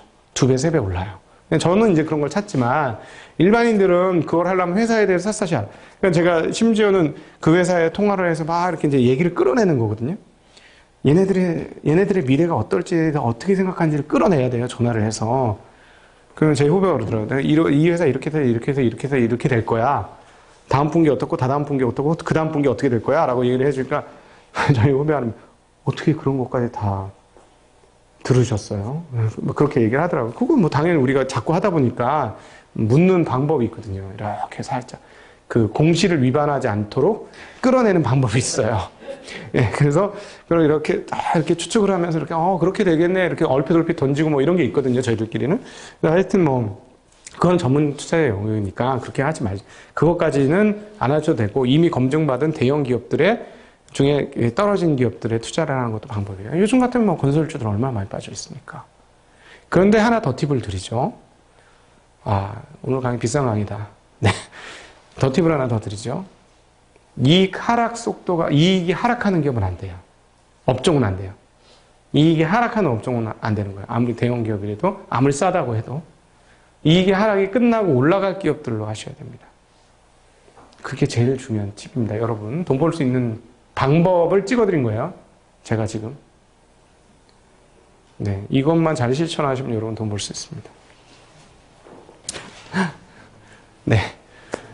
어쨌든, 네, 그렇게, 이제 실질적인 투자 방법에 대해서 한번 말씀드렸고, 그래서, 제발 너무 작은 기업 하지 말고, 샅샅이 알지 않는 한은 작은 기업 안 하시는 게 좋겠어요. 제 판단은 그래요. 저는 개인적으로 그렇게 하진 않습니다만, 일반 투자자들은 그렇게 하는 게 생존에 더 좋은 방법 같습니다. 그렇게 해서 이제 성공의 그 노하우들이 하나하나 쌓이면 그때부터 이제 자기의 역량을 펼쳐나가면서 그렇게 이제 자기가 좋아하는 성향대로 가시면 돼요. 원래 투자는 제가 워낙 이제 지금은 도입만 얘기를 드렸는데 아까 결을 찾아야 된다고 하는데 자기 성격 따라 투자도 합니다. 예, 분명히 그래요. 어떤 사람들은 배당주만 하면 완벽하게 100% 만족하는 사람이 있어요. 그것만 파면 됩니다. 거기에 성공의 길이 있어요. 분명히. 근데 어떤 사람은 저 같은 경우는 막 턴어라운드 해야 돼. 예, 턴어라운드. 완전 죽었다 부활하는 거. 예, 제가 종교가 이제 기독교라 그런 게 아니고 죽었다가 부활하는 게 너무 좋아. 이런 기업들 찾아내는 사람. 이걸 또 좋아하는 성향들이 있어요. 그리고 어떤 사람들은 야, 이거 뭐 미래가 이렇게 될 건데 여기에 관련된 기업 하고 싶어. 하는 사람도 있어요. 그리고 다 필요 없고 난 무조건 싼 주식이 좋아. 이렇게 하는 사람도 있어요. 그게 마음이 편한 영역이 있거든요. 그 마음이 편한 영역. 거기가 나하고 맞는 옷이에요. 어떤 사람은 캐주얼을 좋아하고 어떤 사람은 체육복을 좋아하고 어떤 사람은 양복을 좋아하고 성향이 다르잖아요. 사람마다. 그 좋아하는 성향대로 투자를 하시는 게 되게 중요하다는 거죠. 그래서 자기가 성향이 어떤 사람인지를 빨리 아는 것도 필요합니다. 내가 어떤 성향이냐. 그 성향이 알기 전까지는 가능하면 대형주 중심으로 접근을 하시라는 말씀을 드리고 싶습니다. 네. 제가 무슨 얘기하다가 여기 왔는데 잠깐 까먹었다. 어디까지 얘기하다가, 아니, 네. 그러니까 투자를 실전 투자를 어떻게 하라는 거 말씀드린 거죠. 네. 올라가는 종목까지 하고, 네. 이 하락하는 좀. 네네네. 그 안에, 지금 무슨 말씀 드렸는지는 다 아는데, 큰 흐름에서 아까. 네. 네. 네. 예. 고맙습니다. 좋은 결과를 얻기 위해서 어떻게 해야 되냐. 자, 이거는 이제 제가 구체적인 투자 방법을 알려드리면서 한번 팁으로 드렸던 것이고요. 그 다음에 무슨 말씀 드릴까? 투자를 잘 하시려면, 상상을 많이 하시는 게 필요합니다. 상상을 많이 하시는 게 필요한데요. 앞으로 사회가 어떻게 흘러갈 것인지에 대한 상상이 상당히 필요하죠. 지금부터는 그 상상이 굉장히 중요해질 것 같습니다. 앞서도 잠깐 말씀을 드렸습니다만 화폐 시대가 도래하면서 앞으로 우리가 주의해야 될 것은 뭐냐면 화폐의 가치가 어떻게 될 건지 누구도 정확하게 예측할 수가 없어요. 그러면 기존의 가치 툴로 생각하던 흐름들이 바뀔 수 있습니다. 이 부분을 캐치를 하시려면 미래가 어떻게 흘러갈지에 대한 상상을 많이 하시는 것이 상당히 필요하지 않을까 싶습니다. 지금 이미 큰 변동이 이루어지고 있는데요.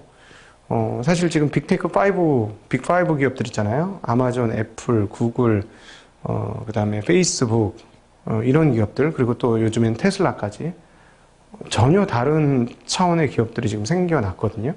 그래서 과거 옛날에 뭐 철강 기업이라든가 무슨 뭐 소재 기업들을 분석하듯이 이익 대비 몇 배 이렇게 해가지고는 이해가 안 되는 영역들이 생겼어요. 그래서 이 사업들이 어떻게 앞으로 펼쳐질 것인지에 대한 상상을 많이 하셔야 될 것 같습니다. 특별히 이 디지털에 대한, 저는 이제 사이버라이제이션이라고 표현을 하는데요.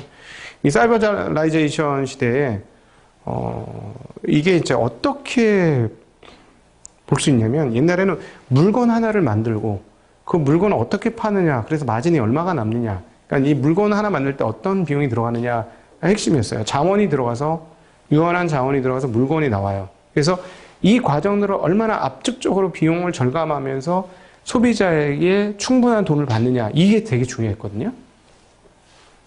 그동안에는. 근데 지금 전혀 틀려요. 지금 제가 하는 이 강의가 저는 이제 1시간 반 여기서 강의를 하지만 여기 계신 분들만 들을 수 있나요? 만약에 이 밑으로 영어 자막이 달린다고 생각해 보세요. 그러면 외국인도 들을 수 있잖아요. 근데 이게 돈이 더 드나요? 이거 만드는데? 이거 오늘 드는 비용이 끝이잖아요. 오늘 드는 비용이 끝이고 100명한테 팔아도 똑같고 비용은 전기세 더 드는 거고 10,000명한테 팔아도 똑같고 100만 명한테 팔아도 비용은 별로 차이가 없어요. 똑같아요. 이 시대가 왔잖아요.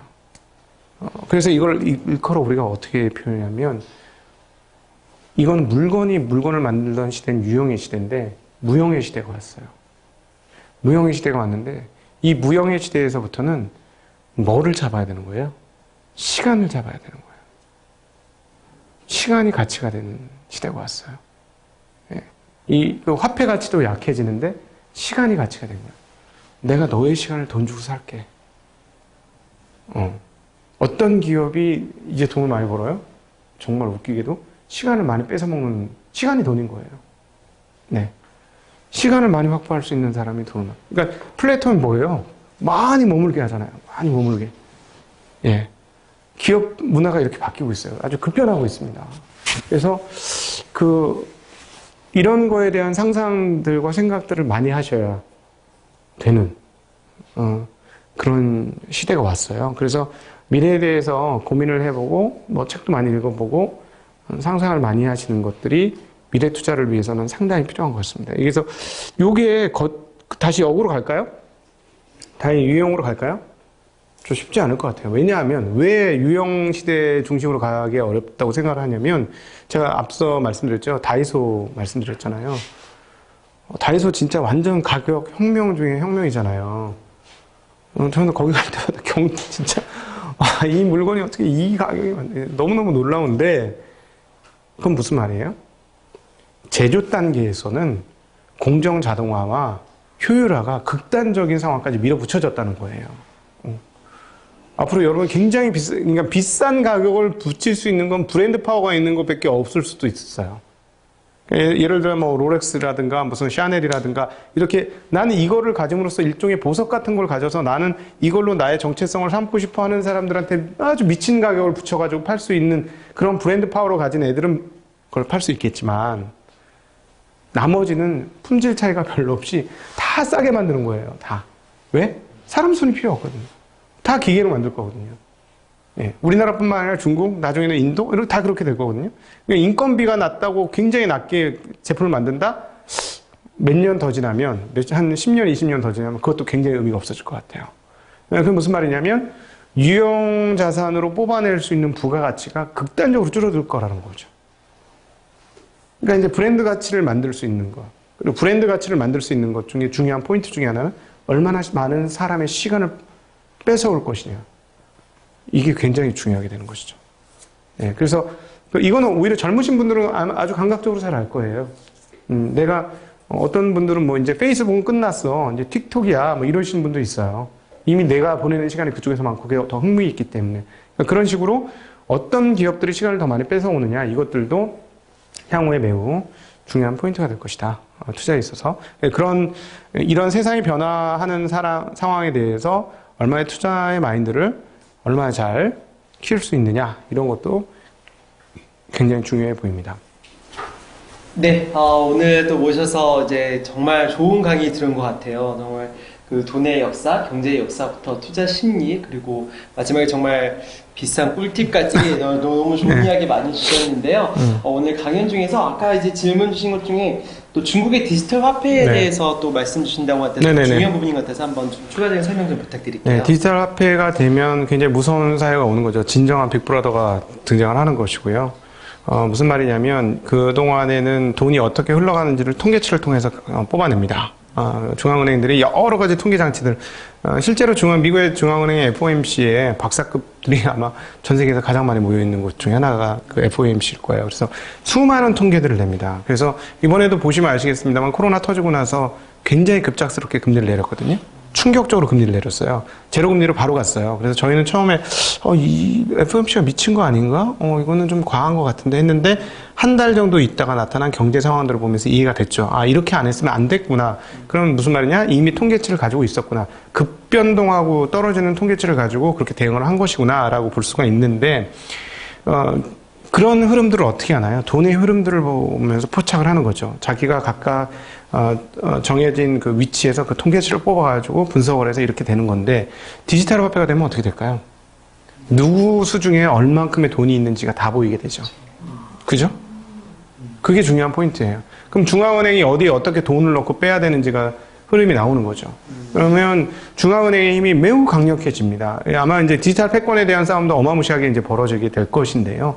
그러니까 중국이 그걸 먼저 했다라는 것도 굉장히 의미가 있어요. 왜 그러냐면 미국이 기축을 이렇게 좀 뺏어낼 거나 아니면 빠져나올 수 있는 방법 중에 하나인 거죠. 근데 그게 이제 중국은 좀 일부 가능하죠. 왜냐면 워낙 방대한 내수 시장이 있잖아요. 자체 동력으로도 자체끼리만으로도 어느 정도 돌아갈 수 있는 능력이 있는 그 규모의 경제를 갖고 있어서 중국은 그거 충분히 시도할 수 있다고 생각을 하는데요.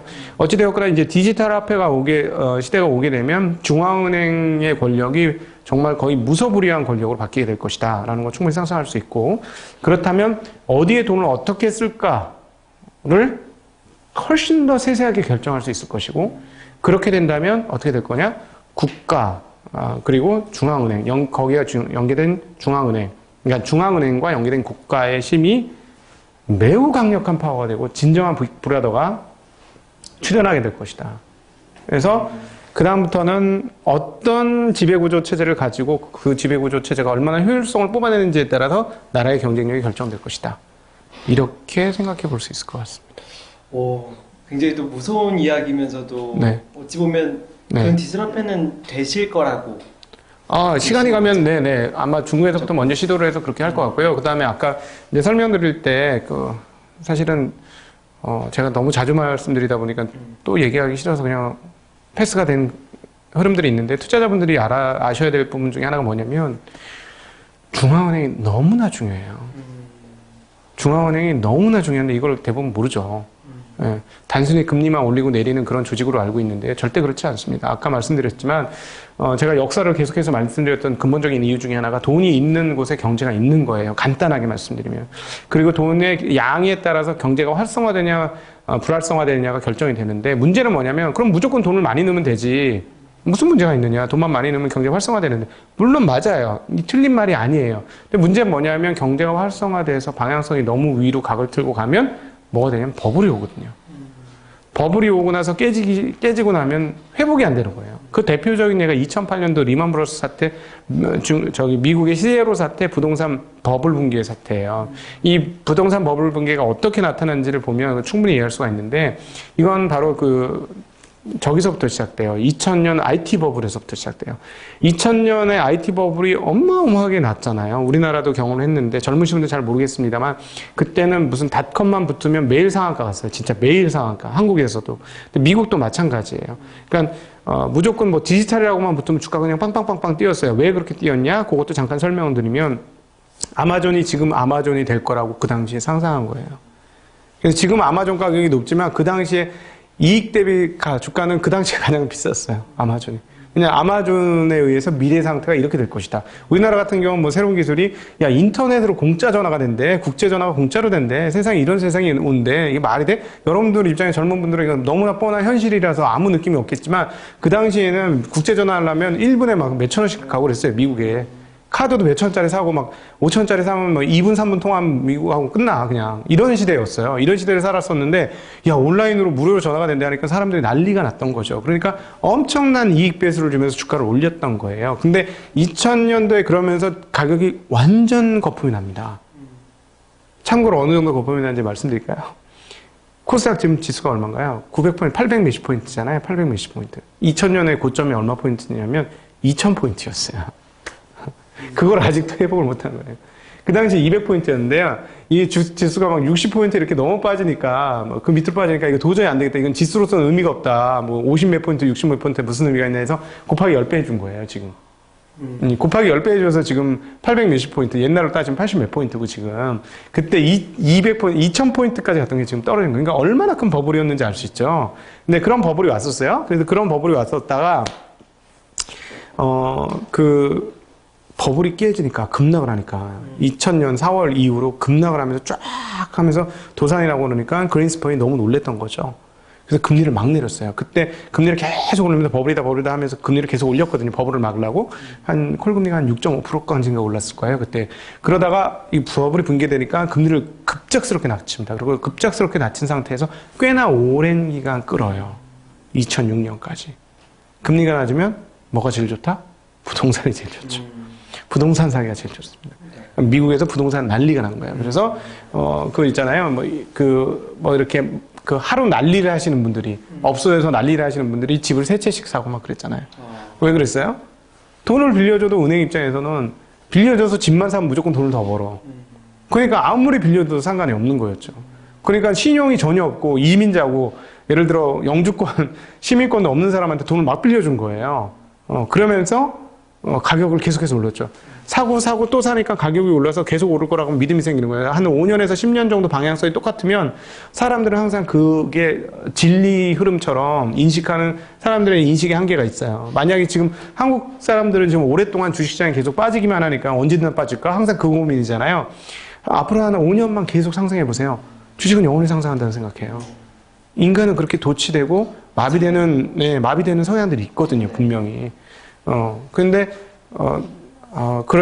다시 그래서 제가 이제 자꾸 딴 길로 가서 설명을 하다 보면 그래서 IT 버블 붕괴가 IT 버블 붕괴 이후 저금리가 부동산 버블을 불러갖고 부동산 버블이 깨지면서 붕괴가 됐죠. 그러니까 돈을 더 넣는 거는 문제가 없어요. 돈을 더 넣으면 경제가 활성화되는데 문제는 뭐냐면 버블이 오고 나면 회복이 안 되는 거죠. 타격이 크군요. 예. 그리고 또 하나 왜 요번에 이렇게 돈을 많이 풀었냐면 그때도 버블이 깨지고 나서 붕괴가 되니까 리먼이 자빠지고 나니까 돈이 너무 많이 들었던 거예요. 천문학적인 돈이 쏟아 부어지니까 이건 안 되겠다. 아예 망하지 않게 해야 되겠다라는 게 중앙은행의 인식이 있었고요. 그래서 돈을 그렇게 이번에 많이 뿌린 거예요.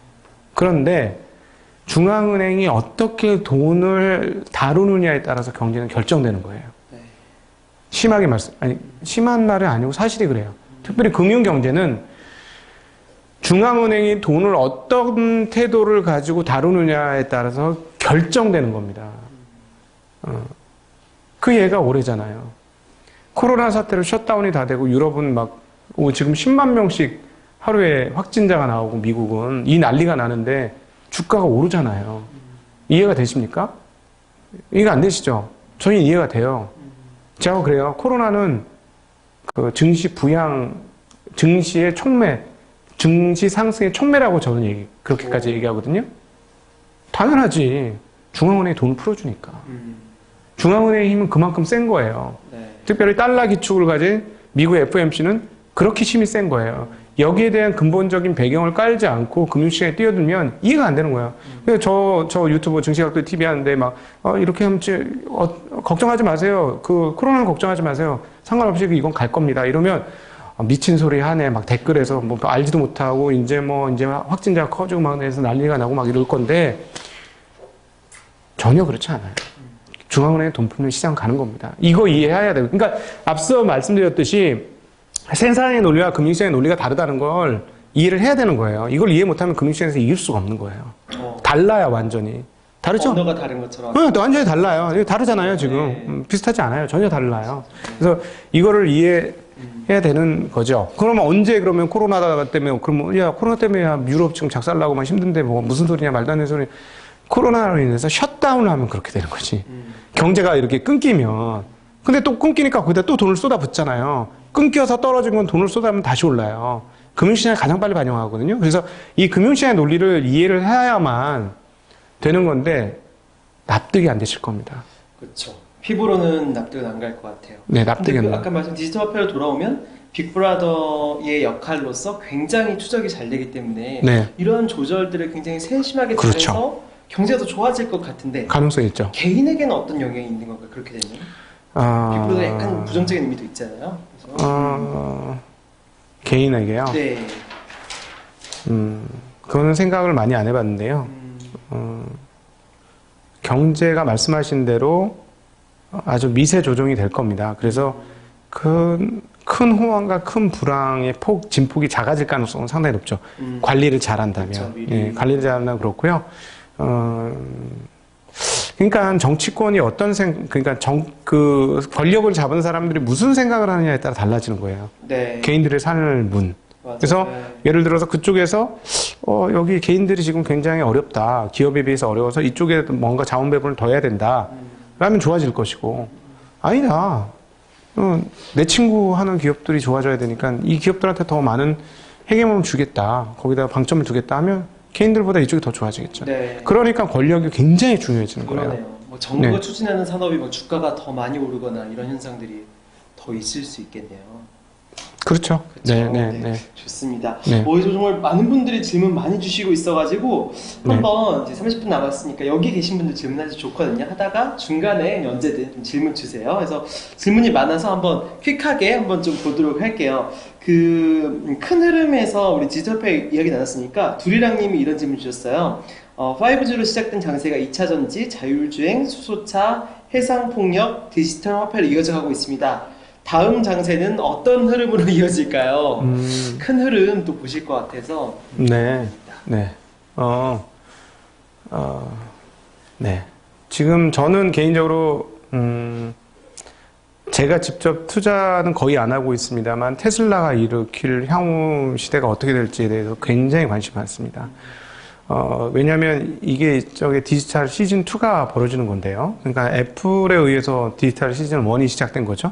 스마트폰이 출현되면서 개인들이 컴퓨터를 들고 다니는 시대가 되면서 전혀 새로운 차원의 세상이 열리게 됐어요. 그렇죠? 그러면서 경제 생태계도 전혀 새롭게 형성이 되었고, 사실 뭐 애플이 없었다면 지금의 구글이라든가 무슨 뭐 네이버라든가 이런 회사들이 이렇게 성장했을 가능성은 상당히 어렵겠죠. 그러니까 인터넷이 컴퓨터 안에 있을 때하고 내 손 안에 있을 때하고는 천지차이가 난 거예요. 그래서 이런 시대가 벌어졌는데, 이제 테슬라를 통해서 어떤 일이 벌어지냐면 움직이는 컴퓨터가 만들어진 거죠. 예, 이게. 그러면서 움직이는 컴퓨터의 엔터테인먼트, 지금 우리가 스마트폰을 하고 있는 것을 자동차가 다 하는, 그러니까 실제로 우리가 자동차를 타지만 커다란 스마트폰에 타는 이런 일이 벌어지기 시작했거든요. 지금 어디까지 진도가 빠졌냐면, 스타링크라고 아시는 분 다 아실 텐데, 스타링크가 지금 인공위성 1000개 띄웠어요. 목표는 14,000개, 그리고 궁극적으로 34,000개 이상을 띄우는 거예요. 근데 이미 일부 지역, 미국 일부 지역에 되고 있어요, 통신이. 근데 속도가 빨라요. 기존의 인터넷보다 속도가 더 빠릅니다. 그러니까 건물에 의해서 음영 지역으로 가는 데 말고 그냥 벌판 같은 데는 위에서 그냥 하늘에서 쏘니까 그냥 될 거 아닙니까? 미국 같은 데 그런 데가 넓으니까. 그게 지금 되고 있는데, 그러면 목표는 명확하죠. 그 스마트폰 자동차를 만들고 그거를 그냥 모빌리티가 커넥트가 됐다고 표현하죠. 움직이는 스마트폰 세상이 된 거예요. 네. 네. 이게 어떤 일을 펼칠까 하는 걸 봐야 되겠죠. 그리고 또 한 축은 뭐냐면, 이제 애플이 만들어갈 생태계예요. 애플이 지금 새로운 생태계를 준비하고 있는 거는 이번 아이폰 11을 통해서 하고 있는 게 AR, VR이잖아요. AR, VR로 어떻게 시장을 키울 것인가예요. 제 판단에는 이게 이제 아까 말씀드렸던 이제 상상을 많이 하라는 거에, 다음 투자의 대목이 어디가 될까를 알려면 상상을 많이 해야 된다는 건에 이게 구체적인 내용들인데요. 그 AR, VR을 하게 됐을 때 저는 이제 첫 번째로 중요한 디바이스는 아마 글래스가 될 거예요. 저는 그렇게 판단하거든요. 글래스가 되면서 거기서 새로운 세상을 만들어게 될 건데, 이 글라스가 중요한 거는 시각 자료를 주잖아요. 시각 자료는 어떤 것보다도 중요합니다. 제가 보기엔. 인간이 가장 노출도가 많고 관심이 많은 영역은 시각 영역이에요. 지금 우리가 하고 있는 거의 모든, 지금 보고 있는 유튜브나 이런 것도 청각으로 듣지만, 유튜브가 이렇게 크게 자리 잡은 건 우리나라에서 팟캐스트나 이런 게 지금 죽어가잖아요. 왜냐하면 시각을 자극했기 때문이라고 저는 봐요. 그래서 애플의 글라스가 나오면서 거기서 새로운 생태계가 만들어진다면 그 사업 영역도 상당히 이제 의미가 있어지는 상황이 될 것이고, 아마 이미 진행을 상당 부분 이루고 있는 것은 디지털 헬스케어를 얘네가 거의 완성할 거라고 저는 봅니다. 얼마 안 남았어요, 그거는. 그러니까 그런 쪽 관련해서도 관심을 가지셔야 될 것 같고, 그 다음에 다시 한번 테슬라로 와서 전기차 관련해서 생각을 하셔야 되는 거죠. 이 전기차의 규모가 어느 정도 돼서 얘네는 그것까지 할 거예요, 분명히. 이제 자동차끼리의 커넥트를 통해서, 예를 들어서 이렇게 고속도로에 테슬라가 막 중간중간에 몇 대가 있다면 얘네들끼리 연결을 하면서 주행을 하게 하는 뭐 그런 것도 분명히 그건 뭐 뻔한 내일 아닙니까? 그건 너무나 뻔한 건데 그런 것도 만들 건데, 그렇게 되려면 전기차 생태계가 만들어져야죠. 여러분들 한국 투자자들은 되게 착각하는 게 있는데, 전기차가 만들어진다? 아니거든요. 전기차는 계속 실패해왔고, 내연기관 자동차는 전기차 만들 의향이 없어요. 왜냐하면 비용은 많이 들고 뽑히는 건 없어서 그래요. 강제력을 하고 있기 때문에 억지로 하는, 유럽 자동차들의 자동차 회사들이 페널티를 너무 많이 먹으니까 어쩔 수 없이 전기차 만드는 거예요. 기업들은 정말로 돈 되는 거 아니면 잘 안 하려고 그러거든요. 근데 여기에 테슬라가 크게 영향을 미친 건 뭐냐면 스마트폰 자동차를 만드는 거지. 스마트폰 자동차를 만들어가지고 사용자로 하여금 새로운 세계가 열렸네? 라고 인식을 심어주면서 그쪽으로 사람들을 쏠리게 만드는 거예요. 근데 이 베이스가 전기차일 뿐인 거예요. 전기차 시장을 열은 게 아니고 스마트 모빌리티를 만들었는데 그 베이스에 가장 적합한 게 전기차였던 거예요. 그래서 이제 전기차 시장이 커지는 거고요. 이게 또 계속 커질 거라고 봅니다. 그래서 저는 이 시장은 굉장히 오래가는 시장이라고 보는데요. 여러분이 사업을 보실 때, 투자를 하실 때, 사업을 보실 때 중요한 포인트 중에 하나가 뭐냐면은 그 전체 산업의 시장 사이즈가 얼마나 되는지는 굉장히 중요합니다. 네. 네. 핸드폰 시장이 1년에 몇 개 팔려요? 1년에 핸드폰이 12억 개, 13억 개 정도 팔립니다. 예. 자동차는 몇 개 팔려요? 1억 대 가까이 팔립니다. 그럼 가격으로 계산해보죠. 스마트폰은 한 대당 ASP라고 하죠. 평균 판매 단가는 대략 한 2, 30만 원 할 거예요. 20만 원. 왜냐하면 인도 애들은 한 10만 원짜리 이런 거 쓰니까 개수는 그게 많거든요. 그러니까 ASP가 그렇게 높지 않을 거예요. 자동차는 ASP가 훨씬 높죠. 그거보다는. 그죠? 그러니까 대수는 훨씬 적지만 가격 규모는 훨씬 커요. 스마트폰보다. 근데 이 시장이 그동안에 정체 시장이었어요. 내연기관은 더 이상 뭘 자랑할 거예요? 그러니까 계속 했던 게 제로백이잖아. 제로백을 3초 만에 갈 거냐, 2.5초 만에 갈 거냐, 4초 만에 갈 거냐, 이걸 가지고 가격을 결정해 줬잖아요? 포르쉐가 왜 비싸고, 비싼 차 뭐 있어? 람보르기니 이런 게 왜 비싸요? 왜 몇 억씩 해요? 제로백이 훌륭하잖아요. 근데 그게 지금 되게 의미 없어졌어. 전기차 제로백 지금 테슬라 신형 자동차 지금 1.8초 얘기가 나오고 있는데, 슈퍼카들 지금 다 죽은 거지. 3억, 5억짜리가 필요 없는 상황에서 1억 5천만 주면 그 성능이 나오거든요. 그리고 심지어 5천만 원만 줘도 지금 파는 1억짜리 성능이 나와버리니까 이게 되게 의미가 없어진 거예요. 근데 어찌되었건 이 세계가 지금 새롭게 재편되기 때문에 전기차 시장은 꽤 오래 갈 겁니다. 제 생각에는. 테슬라가 살아있는 한. 그런 측면에서 테슬라가 우리한테 굉장히 투자 기회를 많이 주고 있어요. 그런 측면에서는 굉장히 고마운 기업인데, 그래서 이 시장이 사이즈가 크기 때문에 이 시장은 좀 더 계속해서 유지가 될 것이라고 판단을 하고 있고요. 또 하나 정부 정책이 어떻게 가느냐. 그래서 지금 바이든이 됐기 때문에 단기적으로 오르는 풍력이나 이런 것들은 쳐다보시면 안 돼요. 계속 말씀드리잖아요. 많은 사람들이 관심이 있고 주가가 이미 오른 거는 관심 갖지 마세요. 그게 안 깨지는 방법이에요. 안 깨지기만 해도 투자에서는 좋은 성과를 얻을 수 있기 때문에 그건 조심하시고, 그럼에도 불구하고 우리가 생각하는 환경, 그리고 사회적, 그리고 지배구조와 관련된 기업들에 대한 이슈는 계속 있을 것 같습니다. 그래서 내년도에는 그 이슈들이 터질 것 같고요. 근데 그보다 더 중요한 게 있어요. 한국 시장에서는 최근에 미국 대선 즈음에서 결정된 거고, 오늘 이 영상을 찍고 있는 이 시점에서 굉장히 중요한 포인트인데, 영상을 찍고 있는 11월 5일 외국인들이 한국 주식시장에서 1조 3천억 이상 주식을 매입해서 1조 4천억 정도 매입을 양시장 합쳐서 매입을 했어요. 기록적인 수준의 매입을 했거든요. 이 방향이 어떻게 할 것인지가 2011년에 투자에 있어서 굉장히 중요합니다. 왜냐하면 전부터 그렇게 되어야 됨에도 불구하고 잘 그렇게 되지 않았었던 흐름인데, 지금 전 세계를 하나의 시장으로 봤을 때, 영역별 시장이라고 봤을 때, 그냥 모두가 달러를 들고 있다고 생각하고 판단을 해보시면, 지금 어디가 제일 좋은 시장인지 한번 생각해 보셔야 돼요. 투자하기에. 어디가 제일 좋은 시장이냐. 네. 미국이 좋나요? 미국은 돈이 많고, 좋은 기업들이 많으니까 좋죠. 근데 가격이 다 받았잖아. 가치를 다 산정받고 있거든요. 그래서 가치 산정 못 받고 싼 기업 중에 앞으로 좋아질 기업들이 어딜까요? 유럽일까요? 유럽 저 난리가 났는데, 제가 보기엔 중국하고 한국이 제일 좋습니다. 투자하기에 지금. 근데 언제쯤 외국인이 들어오지? 전 계속 고민이에요. 한 달 내내 고민하고 있어요. 들어올 때가 됐는데 안 들어오네. 이상하네. 했는데 들어오죠. 근데 그거는 환을 통해서 우리한테 일종의 시그널을 주고 있어요.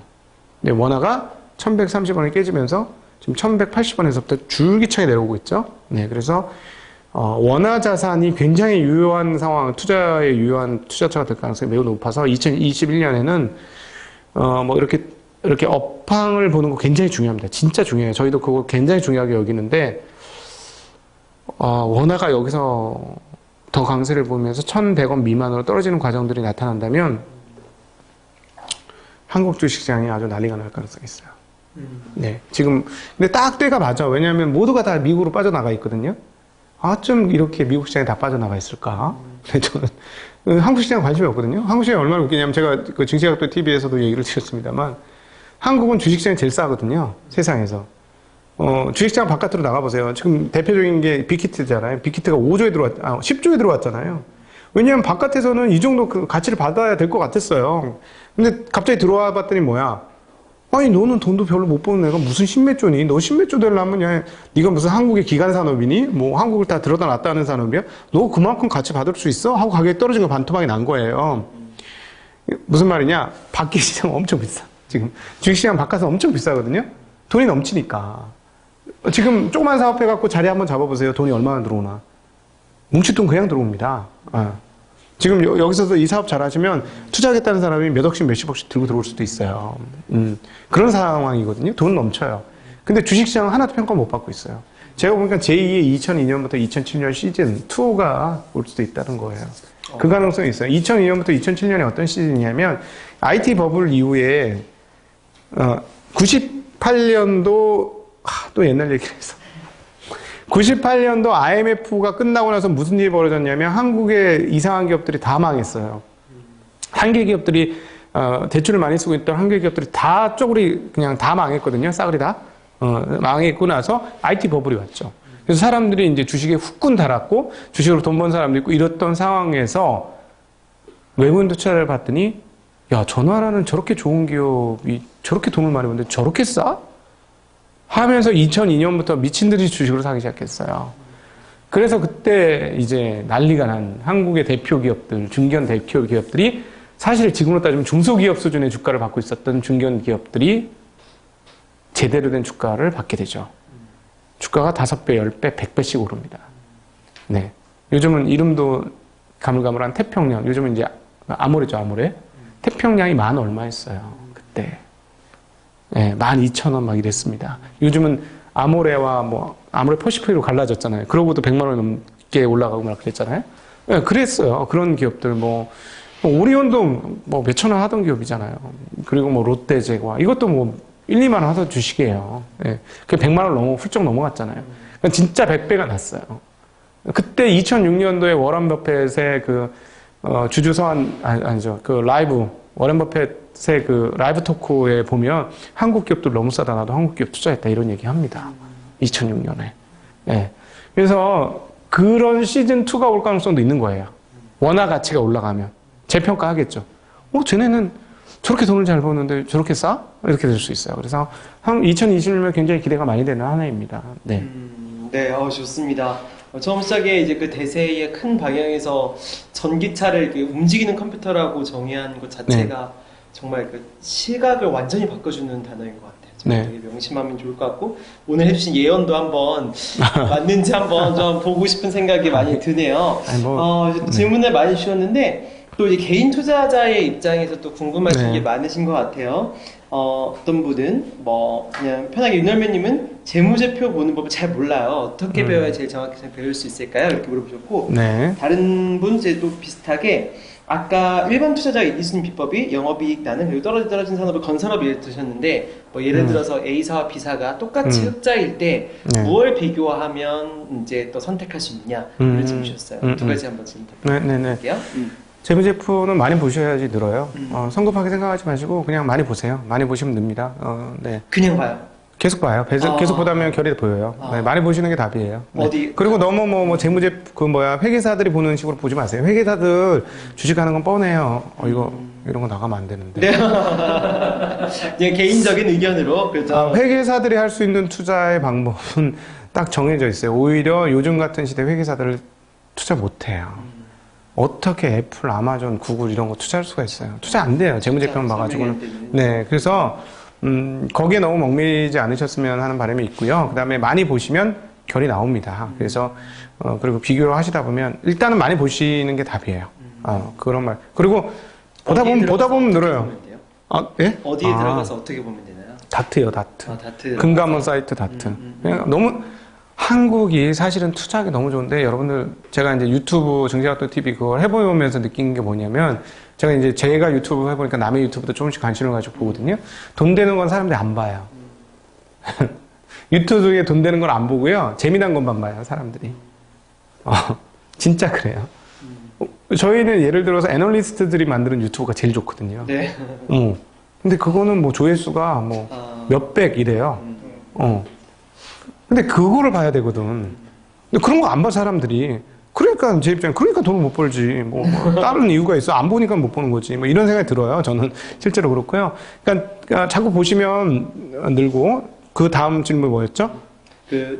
영업이익 기준 A와 B 같은 업종에서 간단한 영업이익률이 높으면 좋은 거죠. 근데 영업이익률이요. 당연히 영업이익률이 높으면 좋은데 영업이익률의 흐름도가 중요해요. 영업이익률도 중요하고요. 네. 영업이익의 흐름이 중요합니다. 그러니까 영업이익의 방향성이 위로 올라갈 거냐 아래로 올라갈 거냐 정말 중요해요. 위로 올라가야만 합니다. 놀랍게도 투자자들은 위로 올라가는 것만 삽니다. 네. 네, 아래로 내려가는 거 안 사요. 그래서 이러죠. 그래서 이제 그 반도체 업황이 계속 대표적인 건데 반도체는 돈을 제일 많이 벌 때가 퍼가 제일 낮아요. 네. 그래서 퍼가 낮다고 사면 난장판 나는 게 반도체죠. 왜냐면 그다음부터 이익이 빠지거든요. 그렇죠. 근데 되게 싸다고 뭐 퍼 400개 안 돼. 이거 말도 안 되잖아. 물론 이제 앞으로 저는 그런 거 없어질 거라고 보는데 한국에서 퍼 400개 안 되고 샀는데 3년 지나니까 퍼가 8이 돼. 이익이 줄어든 거예요. 네. 그렇게 되거든요. 그런 주식은 안 되는 거예요. 그런 주식은 안 됩니다. 분명히 이익이 위로 우상향해야만 좋은 결과를 얻을 수 있습니다. 그래서 같은 업종에서는 그렇게 보시면 됐고, 매출의 안정성, 그 다음에 이제 그 건설업에서는 조심하셔야 될 게 일회성 요인이 있는지, 즉, 어디 가서 터질 게 있는지. 네. 그게 제일 무서워요. 해외 사업 많이 하는 애들이 꼭 해외 사업 가서 하나씩 터져서 와요. 막 2천억, 3천억씩 터져가지고 오니까. 그래서 이제 애들이 가격을 못 받는 거예요, 건설업은. 네. 근데 이제, 그럼에도 불구하고 현금도 많고, 싼 건 맞습니다. 네. 그러면 이제 그냥 개인의 입장에서 보면 더 이상 안 떨어질 것 같은 주식 이렇게 네. 말씀주셨으니까 딱 이 직전에서 얘기를 하면 예를 들어 CGV 이런 주식 같은 경우는 더 이상 안 떨어질 것 같은데 라는 마음이 들지만 이렇게 선뜻 또 쉽지는 않은데 어떻게 보세요? 거기는 안 떨어질 것 같은 망할 수가 있잖아요. 네. 그렇군요. 네네. 그게 문제죠. 왜냐하면은 이 상태로 1년 더 가면 어떻게 견디겠어요? 그거 전부 부채인데, 극장은 전부 부채거든요. 네. 극장이 전부 부채인데, 근데 만약에 여기서 풀려서 사람들이 다시 영화를 보기 시작한다, 그러면 기회죠. 그러면 기회. 예, 그러면 기회죠. 비행업체들도 마찬가지예요. 예, 근데 지금 다시 셧다운이 되고 다 아무데나 못 가는 이런 상황들이 오면 상당히 큰 충격을 받겠죠. 조금 더 지켜볼 필요는 있겠네요. 그러니까 거기는 생존하는 기업들은 살아납니다. 그러니까 여러분들 또 팁이 하나 있는데요. 네. 저도 이제 관심 있는 업종 중에 하나가 이제 카지노 업종들이 이제 다 망하게 생겼어요. 카지노 업종 자체는 아예 가지도 않아요, 사람들이. 영화관 그래도 몇 명이라도 가거든요. 카지노는 아예 안 가요, 지금. 카지노 업체들 다 망할 거거든요. 여러분들 팁이 있어요. 아까 제가 그 2002년부터 2007년까지 대박 난 것 중에 100배 난 것 중에 하나 말씀드릴게요. 롯데제과잖아요. 롯데제과가 100배 나는 데는 근거가 하나 있었지. 혜태제과가 망했거든. 맞잖아요. 혜태제가 망했잖아요, 그때. 그러니까 무슨 말이냐. 이런 위기를 당하고 나면 상당히 많은 한계 기업들이, 즉, 이자를 내기 허덕허덕하는 기업들이 망할 거예요. 예. 안타까운 일이지만 냉정한 그 비즈니스 세계입니다. 망하면 남은 기업들이 어떻게 되나요? 항공업체? 이거는 많이 망할 거예요. 망할 수밖에 없죠? 아무것도 잘 안 타니까. 근데, 예를 들어 10개 있었던 애들 중에서 5개가 망했어. 5개만 남았어. 근데 다시 정상화됐어. 그럼 어떻게 될까요? 난리가 나는 거죠. 네. 현대차가 큰 것도 기아차가 망했기 때문 아닙니까? 독점되니까. 네네. 이런 것도 굉장히 중요한 팁이에요. 그래서, 잘 째려보고 있으셔야 될 게, 지금부터 망하는 기업이 많이 나는 업종이 어딜까. 이걸 잘 째려보시다가 살아남은 기업은 그럼 누구일까? 그러면 또 그게 또 기회가 될 수 있겠네요. 당연히 기회가 되죠. 네네. 네. 여기 계신 분들도 질문 또 있으시면 같이 나누면 좋을 것 같아요. 10분 정도 남았는데 혹시 있으실 것 같은 있으세요? 조금 더 해요? 네, 하나, 한번 받을게요. 네. 아까 그 테슬라 주식 관련해가지고 이제 네. 제가 좀 관심 가졌던 게 자율주행 네. 주였거든요. 네.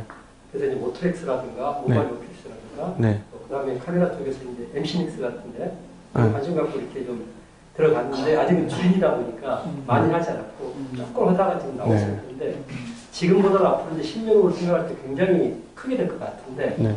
아직까지 크게 나가게 그냥 무리가 있고 좀 지식이 약한 상태거든요. 그 자율주행 부분은 향후 전망은 어떻게 내려볼 수 있습니까? 자율주행은 아마 애플처럼 자율주행 시스템을 갖춘 애들 거의 대부분 다 먹을 거예요. 자, 구체적인 예를 들으셨으니까 구체적인 예로 말씀을 드리죠. MC넥스가 카메라 모듈을 만드는 테슬라에 납품을 한다고 쳐요. 테슬라 카메라 모듈 몇 개 답니까? 8개 달아요. 8개 답니다. 지금 현재. 핸드폰에 카메라 몇 개 달립니까? 4개 달리죠, 4개. 말씀드렸잖아요. 카메라는, 핸드폰은 1년에 13억대 팔려요. 자동차는 1억대 팔리는데 그 중에 전기차는 훨씬 적어요. 그럼 카메라 입장에서는 자동차 회사는 그냥 구색으로는 좋은데 돈은 안 되는 사업이에요. 그러니까 주식을 할 때는 우리가 투자의 대상을 잡을 때는 돈이 되는지 안 되는지가 가장 중요해요. 돈 되는 사업을 갖고 투자를 하셔야 되거든요. 근데 이제 우리 생각할 때, 와, 이거 테슬라에 납품하니까 되게 좋을 것 같아. 우리도 뭐 처음에는 와, 되게 좋을 것 같아 했는데 계산을 뽑아봐야 돼요. 계산을 뽑아서 숫자적으로 이 회사에 의미가 있는 숫자가 나오는지. 사실 MC넥스 입장에서는 테슬라에 만약에 납품을 한다고 해도, 몰라요, 저. 납품하지 않았는지. 제가 아는 다른 회사는 있는데, 그 회사가 하는지 모르겠는데, 한다고 해도 그게 개수가 얼마 안 되면 그 회사 총 매출에서 별로 의미가 없는 거예요. 총 매출 10%가 그 회사를 들쭉날쭉하게 만들지는 않을 거 아닙니까? 이익률이 급격하게 높지 않은 한. 그쵸? 예. 그래서 그런 것들을 계산하셔서 보셔야 되는데, 그 자율주행에 있어서는 자율주행은 똑같습니다. 소프트웨어가 무서운 게 뭐냐면, 한번 만들어 놓으면 이게 만드는데 돈이 안 들어요. 추가로 돈이 안 들잖아요. 이게 무서운 거죠. 그쵸? 지금 테슬라는 자율주행 가격을 얼마까지 생각하고 있어요? 1억까지 생각하고 있어요. 10만 달러. 그럼 무슨 말이냐? 자동차는 프린터처럼 팔 거고, 이 옛날 잉크처럼 자율주행 시스템 팔겠다는 거죠. 그게 말이 되는 거죠. 왜 말이 되냐면, 내가 자동차를 하루에 이용하는 건 2시간 정도밖에 안 될 거고, 출퇴근 시간에. 그럼 나머지 22시간은 뭐 할 거냐는 거예요. 자율주행이 있으면 얘가 지가 가서 택시 사업을 할 수도 있잖아요. 그럼 10만 달러가 비싼 걸까요? 사업차는 10만 달러에 사는 건데. 나도 쓰고. 하나도 안 비싼 거죠. 나중에 그 자율주행 시스템이 정말로 우리가 생각하는 5단계, 완전한 5단계까지 가면 뭐 20만 달러, 30만 달러 돼도 비싸지 않을 수도 있는 거예요. 그렇죠? 문제는 뭐냐면 그 시스템은 만드는데 돈이 안 들어서 한번 만들어지는 게 중요하고 한 번 만들어질 때까지 얼마나 데이터를 흡수할 거냐. 그래서 그 데이터 클러스터를 만들어가지고 플랫폼화를 할 것이냐가 결정이 되는 게 중요하고 플랫폼화가 되면 다른 회사는 못 들어올 거예요. 그게 문제예요. 네. 예, 그래서 지금 테슬라가 잘 된다고 해서 우리나라가 자율주행이 잘 될 것이냐. 제가 예전에 올해 6월 달부터 계속 그 얘기를 드렸었는데 오히려 테슬라를 빨리 카피하는 애들이 가장 좋을 수도 있고 아니면 아예 그냥 협상을 해서 걔네들 걸 쓰는 게 나을 수도 있다라고까지 얘기해요. 구글 안드로이드나 애플 애플은 아니지. 구글 안드로이드를 쓰는 것처럼 그럴 수도 있어요. 네. 그래서 그러니까 제가 이제 하드웨어 전기차만 말씀드린 거예요. 그쪽에 공급할 수 있는 우리나라의 기업들은 많이 있으니까 그런 기업들은 괜찮을 수 있다 이런 말씀드린 거죠. 네. 근데 진짜 말이 너무 긴가요? 상상력이 중요하다는 게 진짜 너무 느껴지는 것 같아요. 이건 실제예요. 이건 상상력이 아니에요. 네네. 그렇군요. 네네네. 네, 감사합니다. 또 혹시 있으신가요? 네네. 먼저 말씀드릴게요. 우리나라의 주식 투자 강연하는 분 중에 어떤 분은 장기 투자를 하라고 그러고 어떤 분은 장기는 아니다. 한 2, 3년의 승부를 거는 투자다. 이런 이야기를 하시잖아요. 네. 물론 다른 이야기들도 많겠지만 선생님은 어떻게 보시는지? 네, 비슷한 맥락으로 외동님께서 10년 이상 장기간 꾸준히 사서 모으면 무조건 오른다는 견해에 대해서는 어떻게 생각하시나요? 질문 주셨어요. 미국 기준으로는 그렇습니다. 미국 기준으로는 맞았어요. 제가 말씀드렸습니다만 워렌 버핏이 뭐 23% 정도의 수익을 냈지만 정말 대단한 것처럼 보이지만은 한국의 23%하고는 비교할 수 없다. 왜냐하면 S&P 기준으로 연 한 8, 9 퍼센트가 꾸준히 올라왔기 때문에 그렇다는 거죠. 중간중간에 한 10년에 1, 2회 정도, 1, 2년 빼고는 계속 그렇게 올라왔다는 거예요.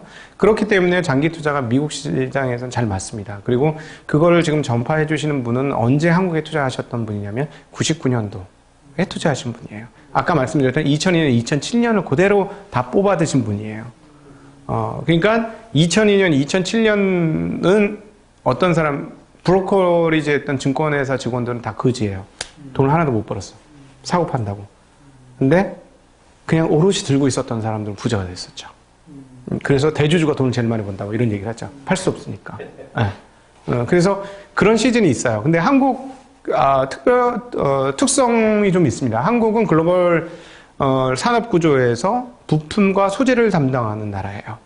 한국은 대만과 더불어서. 그렇죠? 우리 완제품 별로 만드는 거 없어요. 삼성 핸드폰하고 현대차밖에 없어요. 완제품 별로 안 만들어요. 다 중간재예요. 반도체 중간재잖아요. 그죠? 석유화학 제품 다 중간재예요. 다 제 부품이에요, 부품.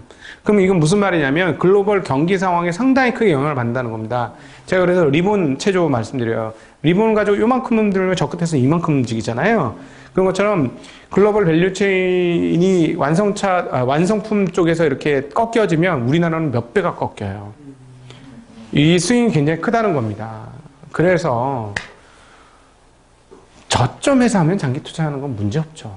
근데 고점에서 하면 잘못하면 정말 뼈도 못 추려요. 그래서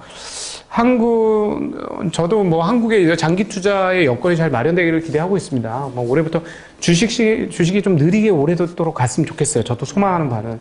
그런데 2007년 이후로 지금까지는 그렇게 장기 투자가 재미가 없습니다. 네. 일례로 한국의 공모펀드 중에 수익 난 게 없어요.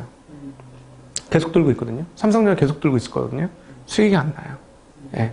그러니까 현실은 그렇습니다. 한국의 현실은 그렇다는 것도 같이 기억을 더불어서 하실 필요가 있을 것 같습니다. 네, 감사합니다. 진짜 우리가 생각했던 진리라는 게 또 한국 사회나 이런 대응을 해보면서 아까 팩트로 네. 점검하기 굉장히 중요하겠네요. 또 질문 많이 주셨는데 너무 좀 아쉬운 것 같아요. 너무 아쉽고 그런데 마지막으로 두리랑님께서 또 질문하셨고 저도 질문을 드리고 싶은데 아까 초반에 주식을 투자하거나 이런 거에 대해서 하지 말라고 얘기하고 싶다고 말씀 주셨잖아요. 네. 두리랑님은 앞으로 개인 투자자들의 주식 참여가 계속 늘어날 거라고 생각하는데 뭐 투자자들에게 마지막으로 또 전하고 싶은 메시지나 좀 있으면 좀 부탁드릴게요.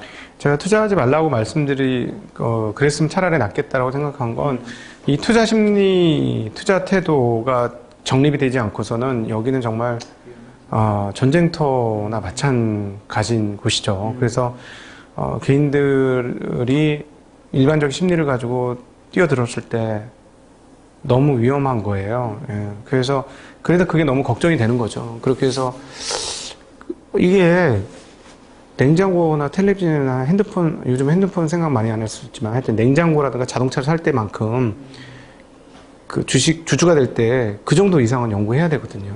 그쵸? 자동차 값도 더 들어가잖아요, 보통은. 차 한 대 사는 것보다 더 많은 돈을 투자하는 경우가 많은데 자동차 살 때는 심사숙고하고 몇 대를 다 비교를 해보는데 여기는 야 그거 좋다는데? 좋아? 진짜? 먹어? 오케이 굿 바로 사버리잖아요. 그 다음에 심지어는 두루룩 올라가면 오 되나보다 하고 그냥 사버리잖아요. 그 회사 뭐 하는 회사인지도 모르고. 이거 안 된다는 거죠. 이건 끝이 정해져 있어요. 근데 이런 분들이 너무 대다수로 많다는 거죠. 그래서 이런 것들을 좀 지양을 하고, 그래서 제가 요즘 드리는 말씀은 아예 10년 잡고 시작해라. 어차피 내가 제대로 된 투자가 되려면 저도 15년 정도 걸렸어요. 저도 전업으로 하는 저도 15년 걸렸는데 여러분들 더 안 걸리겠습니까? 그러니까 한 10년 정도 잡고 하시라는 말씀드리고, 다행히 요즘에 이제 저 같은 사람들 이제 계속해서 나와서 얘기하니까 그 중에 나하고 맞는 옷들이 있을 거예요. 그거를 잘 잡아서, 예를 들어 장기 투자가 꼭 나쁜 거 아니에요. 장기 투자 잘 되는 경우도 있어요. 그리고 그게 마음 편한 경우 있죠. 그래서 그렇게 하시면 됩니다. 예. 근데 꼭 전문 투자가 해서 예를 들어 연 수익률이 뭐 일반 수익률보다 2배, 3배, 4배 나는 그런 투자를 꼭 하실 필요는 없는 거예요. 굳이. 예, 그러니까 좀 완만하게 잡으시고 자기 성향에 맞는 투자의 옷을 입으시는 거를 꼭 좀 추천드리고 싶습니다. 네. 감사합니다. 진짜로 투자를 시작하기 전에 가장 명심해야 할 말인 것 같아요. 자기 자신을 내려놓고 네. 욕심을 내려놓고 그렇죠. 오늘 정말 이제 정말 천금 같은 조언 주신 증시각도기 선생님께 너무 큰 감사드립니다. 박수 부탁드릴게요. 네, 감사합니다.